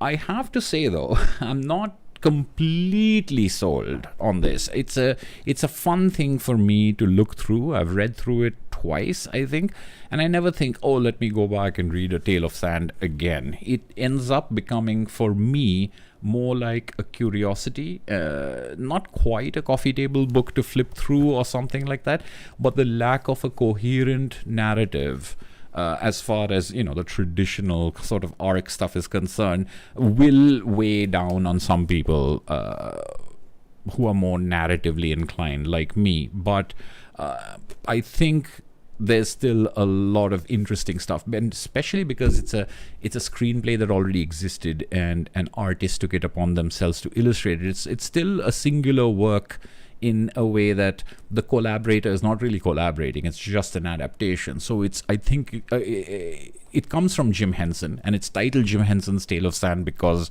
obviously that's the recognition you get for it. But I really think this, as realized by Ramon K. Perez, that's the important thing. Ramon K. Perez is the person putting this thing together, and I think it's a magnificent object. I also like this little rubber band and Archaea's little notepad approach, and the new Adrian Tomine book also has that rubber band thing. So it's a gorgeous book. It's a wonderful book, but is it a great story or something like that? I think you should make up your own minds. So Tale of Sand, Jim Henson's Tale of Sand, getting me some points over here. Yeah. So I have read it, I own it. The possibility over here is 2. I really do own it. Challenge possibility is 1. All right, 2012 is done. Let's move on. Let's be faster about this, right? I'm taking way too long. Wait, which year was I on? This is what happens if I try to go fast. Am I going to 2013? Will I spoil things? Wait, I think it was 2013. Just the idea of going faster puts me into a panic. Wait. Yes, it was 2012 that we got. All right, 2013. Building Stories by Chris Ware in the new category. Now, this is very interesting because Building Stories has had pieces of it published in not just Acme Novelty Library, but a number of other things. But there are also parts of Building Stories that weren't published anywhere before. So I guess that's what makes it a new book, in the way that Rusty Brown might be a new book, where you've got things that are coming from other books, but there's something brand new that hasn't been seen before. I am, of course, big fan of Building Stories. This is, oh my goodness, this is, all right, I'm just going to move back a little. This is Building Stories. I do have a video on Building Stories if you want a closer look. This is a box. It looks almost like a board game box. This is how the back of it looks. It's got instructions on how to read this thing. All of it, I mean, well, it's slightly facetious, but the box contains within it 16 different comics. And they're different, like some of them are little pamphlets, some of them are hardcover, some of them are, they look like a children's illustrated book. There's newspaper size things, there's magazine size things, there's center, stapled, floppies. It's a collection of a variety of comics that you can read in any order you want. And they have intersecting characters and situations, but it is, because it's Chris Ware, it's meditative, it's reflective, it's poignant, it's painful, and tragic, but also beautiful, also life affirming. I think it's difficult to tell with Chris Ware, but it's an incredible experience stitching it together yourself, depending on which order you read this. So there are literally thousands and thousands of ways to read the story because of the number of combinations. Like, oh, I happened to pick up that hardcover after I read the pamphlet, and then I moved on to the little flip book. Oh, I started with the flip book and then I went to the board game. It's that kind of thing that will change how you read the story, or what you get from the story changes based on whether you read the childhood incident first, or whether you saw her as an adult later, whether you saw her once she's had her child, or when you see her as a child herself. These are the kind of things, with time, with location, that Building Stories does, and amazing. I'm not doing a very good job of it, but check out that video of mine on Building Stories. It's an incredible achievement in comics, I think. And I don't say this as someone who understands the architectural perfection of Chris Ware's art or anything like that. I'm just talking about how it feels as an experience interacting with something like that. And a box like this, full of stuff like that, is the one thing that I can talk about whenever someone talks about digital comics. I'm like, this needs to be something that you make in a completely different way, rather than just making into a PDF if you want to try to capture that thing. So Building Stories, absolutely. And the other one is King City by Brandon Graham, which is also a book that I have and really enjoy. I'm not sure, because it might have been with multiple warheads, but I think this was the first Brandon Graham book I ever read. I haven't grown up reading his indie stuff, etc. And it's a black and white comic. It's science fiction. It's slightly cyberpunk. It has a cat that is powered and is instrumental in helping our hero deal with the kind of things that occupy every square inch of this weird city that he lives in. This city of the that you see on the cover. And what I love the most about King City is that it is full of really bad puns. And when I say full, it means it's machine gun fire of puns. It's the humor in it is both slapstick and sophisticated. It's very lowbrow at certain times, and I think that's sort of par for the course for Brandon Graham from what I've seen since then. But it's also extremely breezy. It's very tongue-in-cheek. It seems to be having a great time, and apart from that, it really impresses me with its art. I think Brandon Graham obviously is very influenced by Mobius, and I don't think he tries to hide it at all. And there's this kind of cheery bubblegum, I don't know, porn aspect to what he does, which is very, very unique and very unusual. And if you're going to sort of take Mobius and be influenced by Mobius, I think this is the way to do it, to do something very different, or to take certain things that work really well in this sort of absurdist manner, things that are dealing with language, for example, a lot more than work of Mobius's ever did. But I thought King City was an absolute blast. It's a great comic if you're in the mood for something quite different, and I'm very surprised to see that it was actually the winner of an Eisner for Best Album of the Year. I certainly was not expecting that. Building Stories by Chris Ware, yes, I expect that. I expect Building Stories to be, but King City, I'm very, very, very pleased because I get points for it, and very surprised to see it win the winner for Reprint. So yes to Building Stories, yes to King City, 2 over here, really on, yes. All right, another decent year. I think it's like 2006, 2013. I seem to be getting to them every 6 or 7 years or so. All right, 2014, let's see what that holds in store. 2014, Razzle by Jeff Smith. Cartoon Books, that is Jeff Smith's own publication house, and The Property by Rutu Modan. Now here's an interesting thing about Razzle. Razzle, I believe, was published a long time before 2014. So if Razzle is winning the reprint, it can't be talking about the trade paperbacks, the large size black and white ones that I have shown in one of my shelf videos. So what 2014 is talking about is the hardcover color edition of Razzle, which I do have. Razzle was originally published as a black and white series, similar to Bone and Scott Pilgrim. This is the hardcover colorized version, and the colorization is quite subtle, and it's quite nice. It feels let me get this back over here.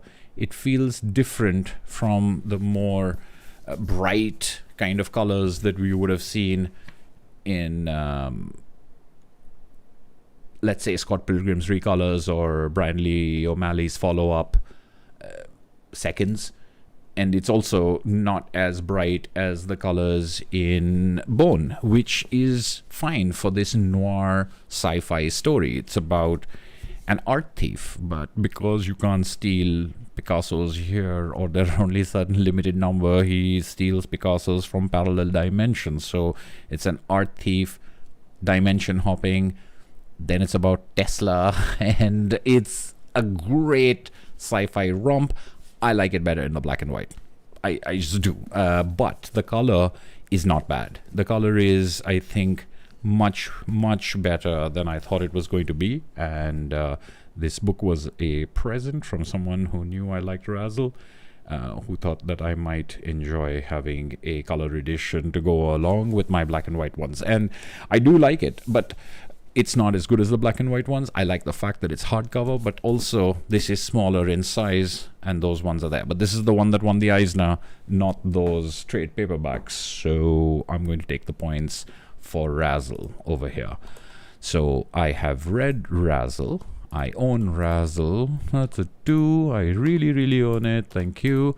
And then the album for the best graphic album new is Rutu Modan, again, who we saw win for Exit Wounds, who now wins for The Property. And I know I said Exit Wounds was the polished piece compared to Jamilti and other stories that I'd read, but The Property is the really polished piece. So it's fantastic to see someone like Rutu Modan evolve on a work-by-work basis, get more confident in their stuff. And this tells the story of a woman and her mother traveling in order to get to a disputed piece of property. But of course, the story is all about everything that happens on the way, all the people they meet and the situations they encounter. And in telling the stories of these people and having their exchanges, you get stories of the land, you get stories of the country, you get stories of the politics between them.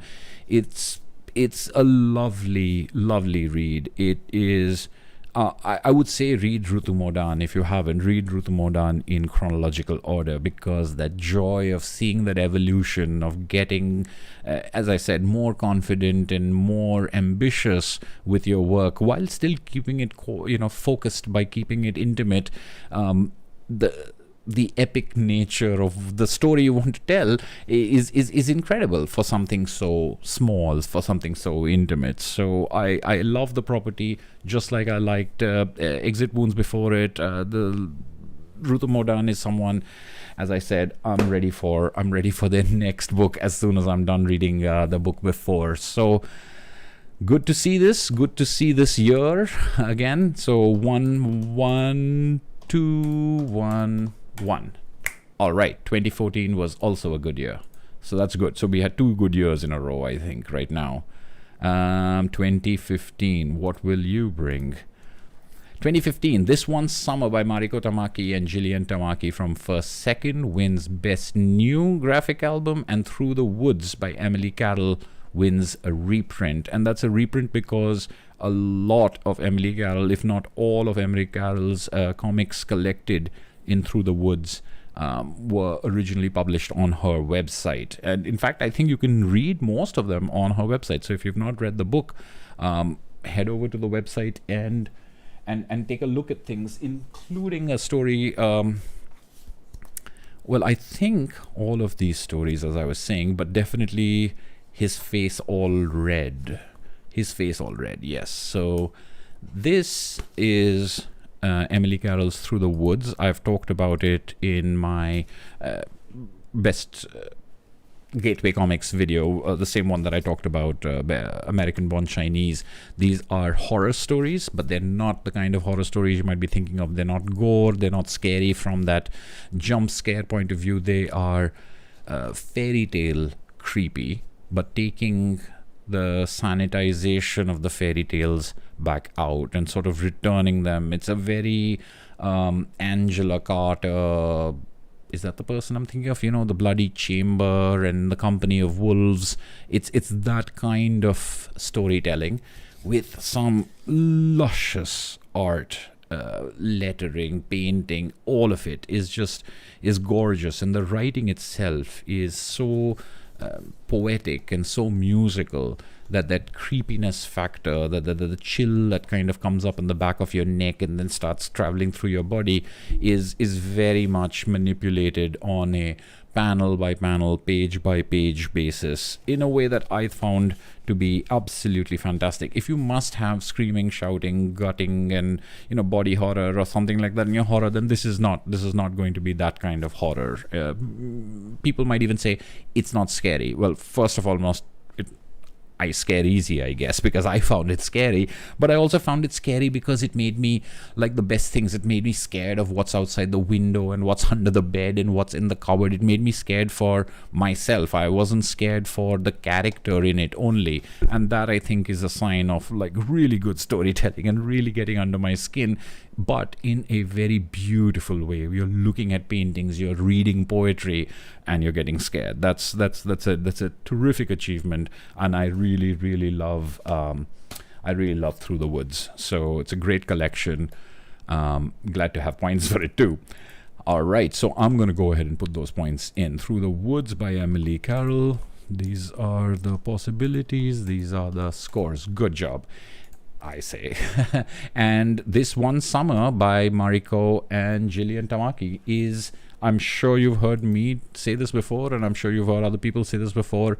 This is a fantastic book. It's a nostalgic sort of trip, but it's not cloying and sweet with that nostalgia. It just feels genuinely like this, like one final summer that two siblings are going to spend together, the kind of changes that have come over their lives and the changes that will come over their lives. It all sounds really, sentimental and goopy, but it's done with such elegance and with such clarity of vision of looking again as characters of people in situations that I was completely blown away by it. It's a wonderful book, and it's also a very accessible book. This is one of those books that I think most people who give it a shot will have a chance of loving, and there are not many books like that. Even things that I've really, really loved. I don't know if everyone or most people would really love them, because they may have problems with Brandon Graham or Chris Ware, but this is closer to, it's funny, but American-born Chinese, This One Summer, Mouse Guard. These are books that I think that almost everyone could really get into if they gave it a shot. It's that kind of thing. Day Tripper, it's that way. It's like it's got an accessibility to it that sort of fools you into not thinking about the art part of it or the literature part of it, maybe. But yeah, very, very cool, very, very good. This One Summer, I have read it, I own it. The possibility is too. I really own it.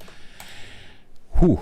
All right, 2015 also did well. So far, I'm not trying to jinx it, but it's okay. The 2010s are doing decently. Let's see if that continues with 2016. Ruins by Peter Cooper and Nimona by Noel Stevenson. This, Ruins by Peter Cooper, is joining that list of those books that I've never heard of. How I never heard of it? It's a winner. It's a winner for Best New Graphic Album in 2016, not that long ago. Why have I not read this book, and how have I not heard of it? So I'm going to put this down very quickly as a 0. So much for the 2010s treating me well, but this is, I have no one to blame but myself. So, sorry, this one is 0, and that one is 1. Too bad. Nimona by Noel Stevenson is a reprint, and I think it's a reprint of Noel Stevenson. Again, putting these online like Emily Carroll. I think they were maybe on Tumblr. That's the thing, right? Online, in page by page, until it was put together. And this apparently is also a National Book Award finalist. I think what I said for American-born Chinese and Nimona is, in my opinion, a terrific comic. Noel Stevenson has done a fantastic job writing this fantasy comedy about this bloodthirsty girl who wants to be the sidekick for this villain.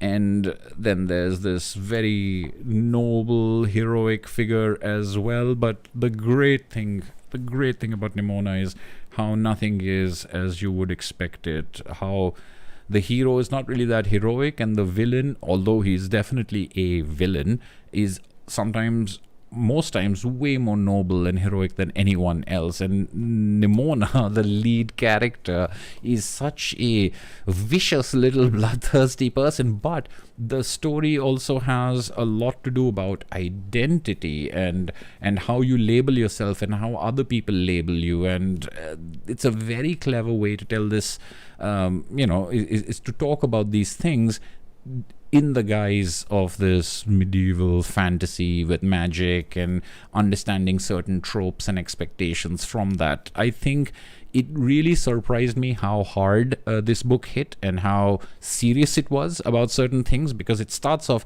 as a complete guess and it continues and it has that, but by the time you're ending the book, it's turned around quite a lot from where it started, but you don't feel cheated, you don't feel like it came out of nowhere. It's just very, very well done. So I think some people will have problems with it. I all right, okay, but I thought it was fantastic. So I'd highly recommend it to anyone who wants to read something different and unexpected and charming. Someone said to me that every time you say charming, I want to avoid that book because I know I won't like it. But it's very charming, but it's also very serious in unexpected ways. So there we go. I think what we have over here then is a good row for Nimona. So I've got it. I've read it. That's 2 over there. I really own it. I 1 over there. Ruins by Peter Cooper is something I need to look up. All right, 2017. The End is in Sight, I say. Wonder Woman, The True Amazon by Jill Thompson from DC Comics, and Demon by Jason Shiga from First Second. All right, I'm going to get the Wonder Woman over here. This is Jill Thompson's Wonder Woman. I picked this up because A, it's Jill Thompson, and B, my friend told me that it's very good. And I said, is it standalone? And he said, yes, it's standalone. I said, can I read it without reading any other Wonder Woman that's going on right now? He said, you can read it without reading any Wonder Woman at all. And this is Jill Thompson's art. Jill Thompson is obviously someone whose work I've really enjoyed in a number of different things, including The Sandman, including Beasts of Burden, and this was a great fun book. It's absolutely right that you don't need to have read anything else at all, and I wouldn't call it the best superhero comic I've ever read, but it's one of those things where I went from beginning to end without ever getting bored, without ever getting distracted, without ever thinking about something else. And sometimes with superhero trades, that itself is a big achievement. But Jill Thompson's artwork is the main reason to get this, but it is a completely pleasant, fantastic read. I don't know what the nominations were, so I don't know what this beat, but yeah, solid choice for Best Album Original. So that comes out as a graphic novel, unlike Demon, which is a collection of something serialized, and serialized it was by Jason Shiga on his website. And I love Demon. I have made a video on Jason Shiga. Why is Jason Shiga a devious genius? Demon is sort of this is the art style, but nothing. I can't show you stuff from this book. First of all, there's stuff in this book that will make your hair turn white. But it's so funny and it's so smart, and it's there's nothing I want to say about Demon because I don't want to spoil any of it. It's one of the most twisting stories. It's one of the most clever plot lines, and I'm not always about like plot, but this has a terrific plot because it's like reading an intricate puzzle, and this is what Jason Shiga excels in. And this is why Jason Shiga is a devious genius, is that he's able to put these things into these combinations and sequences that when you're reading it, you're just on a ride and you're so happy to be taken on this ride by this guy. Demon is there in 4 volumes from First Second. It's depraved, it's amoral, it's definitely not for kids, but it ends up actually feeling kind of sweet in a very weird way. But you don't know what you're in for if you haven't read Demon, and I'm not going to say anything more than that. I would say read the first 120 pages or so, and if it doesn't hook you, then okay, it's okay, forget about it. But I think the first 120 pages are some of the most interesting, hooky kind of comics pages I've read in recent times. So I can't say enough good stuff about Jason Shiga. I can't say enough good stuff about Demon. I did not know Demon had won the Eisner for Best Album of the Year. I had no idea, and I was thrilled to see it. So thrilled, I'm going to put my score for Demon before I put my score for Wonder Woman. Yep. Yup. And 2 over there, 1 over here. All right. So 2017, also a good year. Let's move on to 2018. I don't know. Is anyone still around? Has everyone fallen asleep? Is everyone... Hey, people are still here. All right. Where was I? 2019, right? Right? No, 2018 is what I need to pick. Oh, I didn't. All right, 2018. Gillian Tamaki is back after just having one with, I don't know what it was last year, a couple of years ago, with One Fine Summer with Mariko Tamaki. Gillian Tamaki wins for best reprint. I'm not sure where this is a reprint from. Maybe it is from online stuff, because the pieces in this collection vary in length. So I can't think of them as coming from singles and stuff like that. So this is Gillian Tamaki's Boundless. It's quite different from what we've seen from her before, although the art style is, I think, pretty recognizable, but it does vary from story to story, and that's the important thing about it. This is a collection of short stories, and all of them are, I believe all of them are sort of speculative, if not science fiction or fantasy outright. They're all a little out of reality, or a little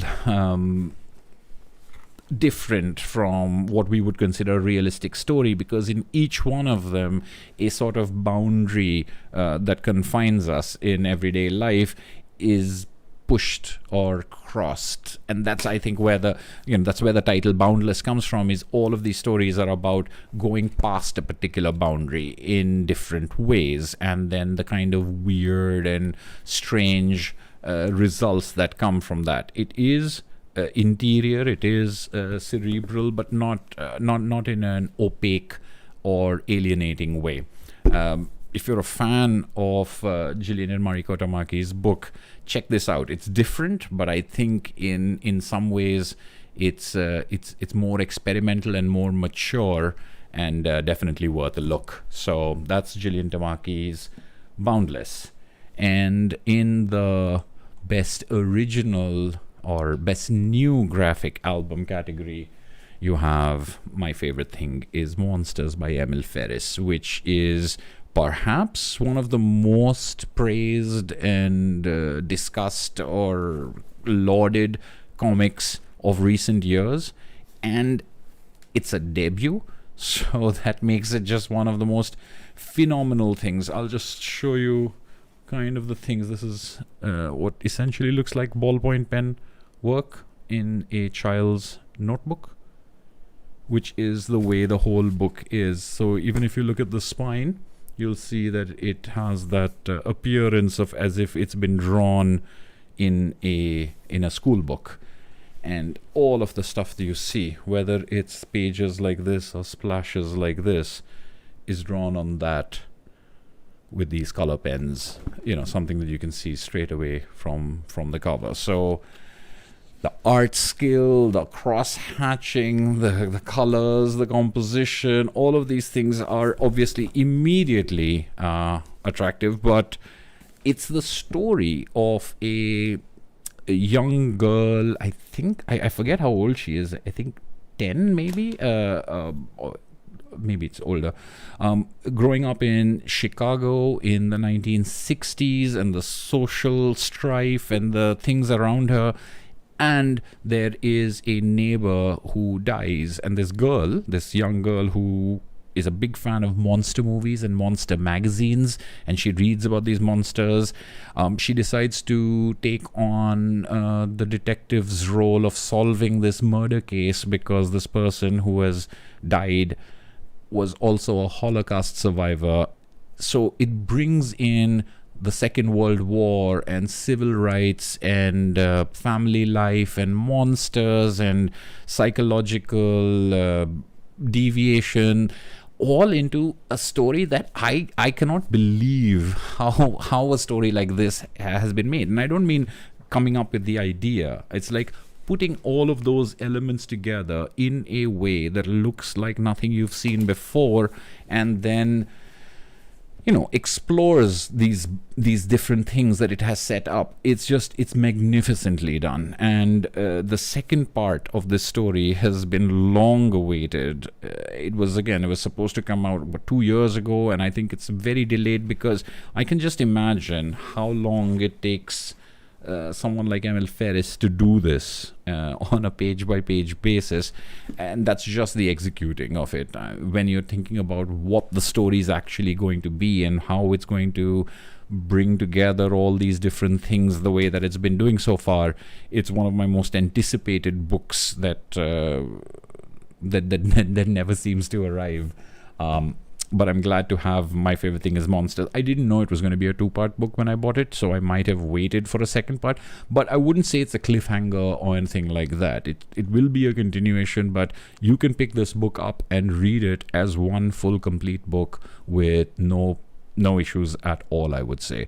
So it's more about just wanting to read more of it and wanting to know more of the story that requires it to, that requires the next thing to come up. So in this year, it's a good year. Read and own My Favorite Thing is Monsters. Really own it, yes. And Boundless by Gillian Tamaki is something that is read and owned. Oops. All right, so that is 2018 also treating us well. 2019, what will happen here? 2019, My Heroes Have Always Been Junkies by Ed Brubaker and Sean Phillips. Ed Brubaker did do me some damage in the best writer live stream that I had. The Vision hardcover by Tom King, Gabriel Hernandez Walter, and Michael Walsh. Luckily, I have read both of these, and I do own both of them. My Heroes Have Always Been Junkies is tangentially, it's related to the criminal world. It's connected to that, the way that all of those stories are actually connected through the father-son combination. And I thought this was a good story. It didn't blow me away, but it didn't quite disappoint me either. I think I wanted there to be a little bit more in it, but I did like the central character. I did like her attitude and her approach to things. And it's just elegantly drawn and crisply written, as most of the Brubaker Phillips books are. It didn't stand out to me as something spectacular, but all right, I'm interested in the fact that it won. I really want to know what it was up against, but yeah, I'll take the points for sure. So for My Heroes Have Always Been Junkies, I have read it, I own it, really own it. All right, and the Vision hardcover by King and Walter is also something I have and own. This is also the only way that I read the Vision, the hardcover. So again, you give yourself the challenge points if you have the hardcover, give yourself all the points if you've just read it. I had heard a lot of good stuff about the Vision, and a lot of people online talked it up, and in particular told me that you would really like the Vision, even though you don't read superhero comics that much and all that stuff. And I took their word for it, but the trade paperback when it came out was unusually expensive, I mean, compared to the other trade paperbacks. So I wasn't really sure why it wasn't getting a discount or why the price was. And while I was thinking about that, someone was like, well, it's going to get a hardcover. And I was like, of course it's going to get a hardcover. So I took the gamble of waiting to read it until it came out in hardcover. And it seemed to take a long time. I might be misremembering it now, but if this is 2019 when the hardcover is winning for best reprint, I'm thinking it's at least 2 years, if not more, since the trade paperback was published. I could be wrong. Let me know when the Vision trade came out, but I remember waiting a long time for that hardcover. But I do have it. I do enjoy it. I think this might be my favorite story by Tom King that I've read. I mean, I liked Mr. Miracle as well, but the vision, like, it just felt like a full story. It felt like a story I could connect with, and this is before I saw any of the television show and all of that stuff, so therefore it's not at all what Wonder Vision, the TV show, seems to have, but this comic felt to me like an appropriately tragic, classic feeling story. It felt like a superhero story that was trying very much to be like a Greek tragedy or a Shakespearean tragedy and things like that, where the person's actions and choices determine their own fate, etc. So it felt very old-fashioned in a satisfactory way, and it built its tension and it came to a climax in ways that I really did appreciate. So yeah, I think I can say that The Vision is my favorite Tom King story. I'm trying to think about what I may be forgetting, but yeah, I'll take The Vision. So 1 point over there. I really own it, and the challenge. So 2019 was good. On to 2020. We're almost there. The finish line is in sight. 2020, Are You Listening by Tilly Walden and LaGuardia. I have not heard of LaGuardia. And it won, and it comes from Dark Horse, and it's a reprint, so apparently it was a series, and it must have been in single issues. So if anyone has read it, let me know what you think of it. I have heard of Are You Listening? I am a fan of Tilly Walden's. I've got a couple of her books, but this is so new, and I'm not very good at being up to date and new.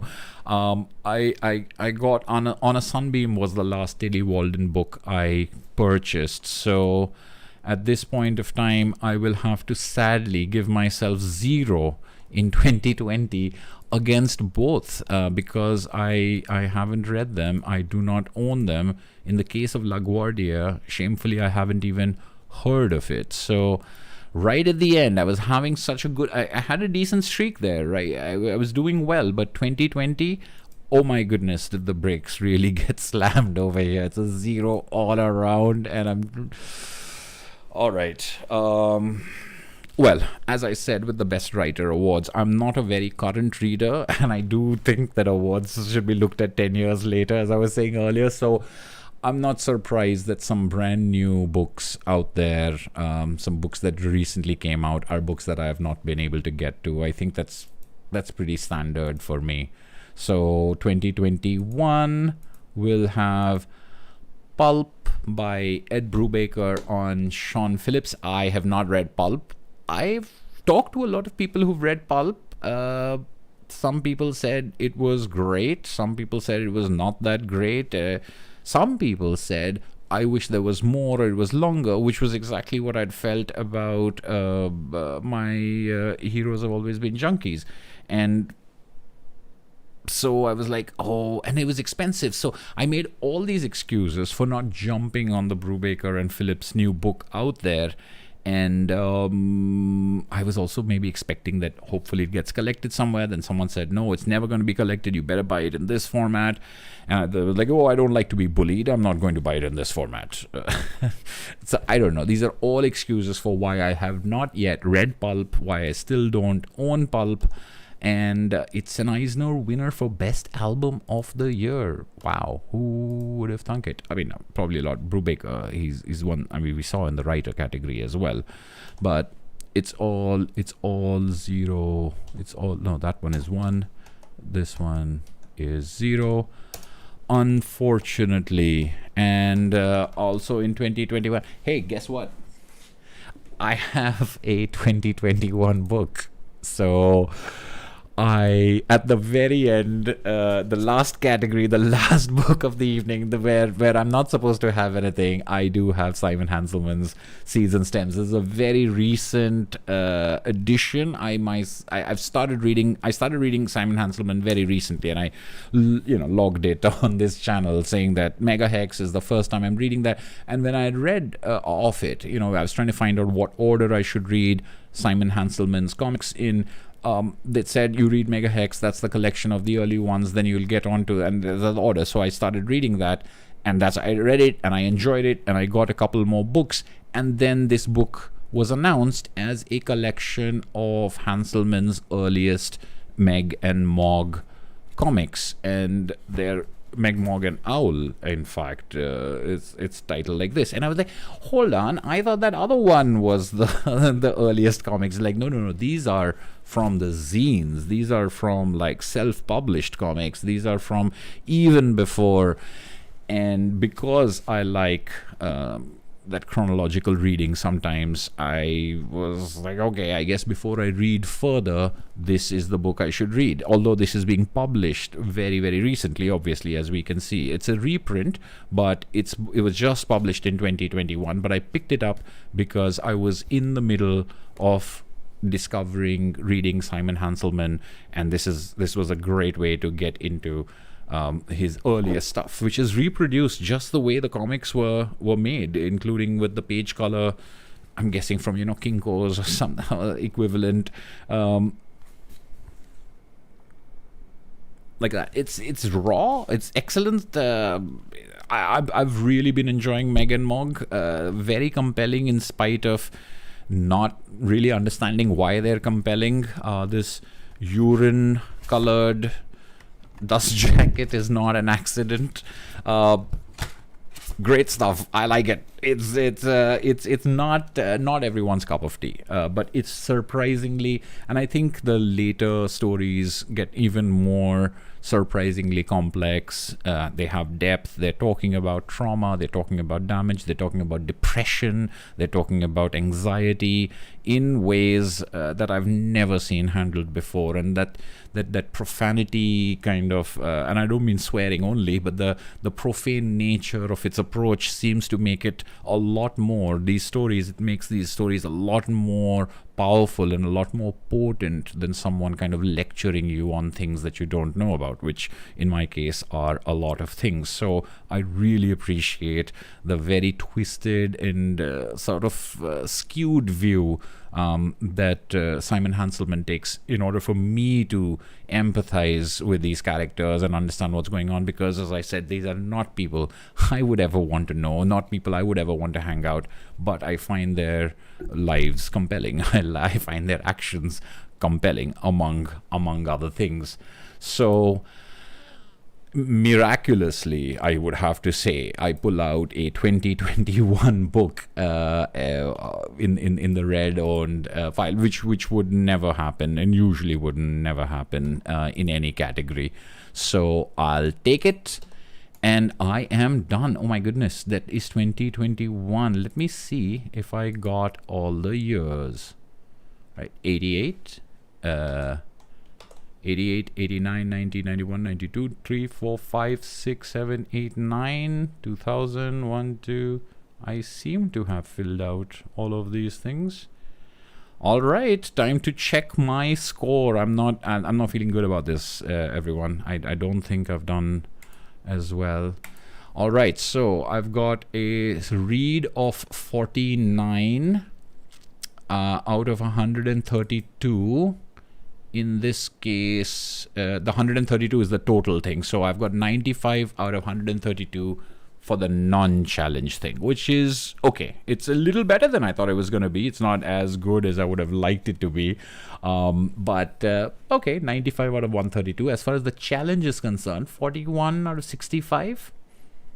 All right, that's like a 2/3 thing, kind of. All right, not too shabby, unless I've just done that with some cheating that other people didn't pick up on. I'll take a look and see if that's the case. And then if you put them all together, that is a total of 136 points out of 197 points. It's not bad. It's okay. So that's not as magnificent and absolutely breathtaking score that I would have hoped for, but it isn't totally, shameful. No, I'm just joking. Nothing is shameful. But there are obviously, I think, a lot of things that I need to catch up on. I think, especially if I go to this read area and I look at anything that I haven't read. Let's see, what is the list? Electra Lives Again, Signal to Noise, Cerebus, Fairy Tales of Oscar Wilde. Now, see, these ones I'm not so sure about, but Signal to Noise, Electra Lives Again, maybe worth taking a look at. if I can find it. Stuck Rubber Baby, Facts from Sarajevo. These are two, like, what? Batman and Superman Adventures, 100 Demons, Batman Black and White, Batman Adventures, The Originals, Return of the Dapper Men. I have to say, I'm very intrigued by these. This Return of the Dapper Men, The Originals, Facts from Sarajevo, Stuck Rubber Baby, and I guess Signal to Noise. But really those ones down here, I have to know what they're about. Wednesday Comics, I'm definitely going to be taking a look at. Ruins, Are You Listening? I'm definitely going to be picking up. La Guardia and Pulp, maybe. I guess. I mean, let me know if you think I really need to check Pulp out or something like that. It's just, as I say, there's always so much to read. There's finite funds. What are we going to pick? Yeah, so those are the ones that I have not read, and those are the ones that I will probably want to get to. I think, if I'm honest, the ones I'm leaning towards are checking out Return of the Dapper Men, Stuck Rubber Baby, and Facts from Sarajevo. So those are the three books at the top of my absolutely superficial evaluation of what I should be focusing on. So there we go. Oh, it's almost 4 hours. I think I just set a new record. Well, thank you very much, everyone, for joining this marathon of a live stream. I didn't know it was going to take this long, but thanks everyone for being here. Thanks. If you joined in late, please go back and watch from the beginning. It's all enthralling, exciting stuff. If you've been here all along, please don't correct what I just said. And thank you so much. This was a blast. I now have to put all these books away onto the shelves over the next couple of days, but I particularly want to thank my wife Ashwita, who helped me find these books, get them out, put them over here, and then tested the lights with me and all of that stuff, because, as I said, I only decided last night that I wanted to do this live stream, and it would have been fairly impossible to pull off without her. So thank you very much. Thank you everyone for watching. This has been For the Love of Comics, and I'll see you at the next video. Take it easy.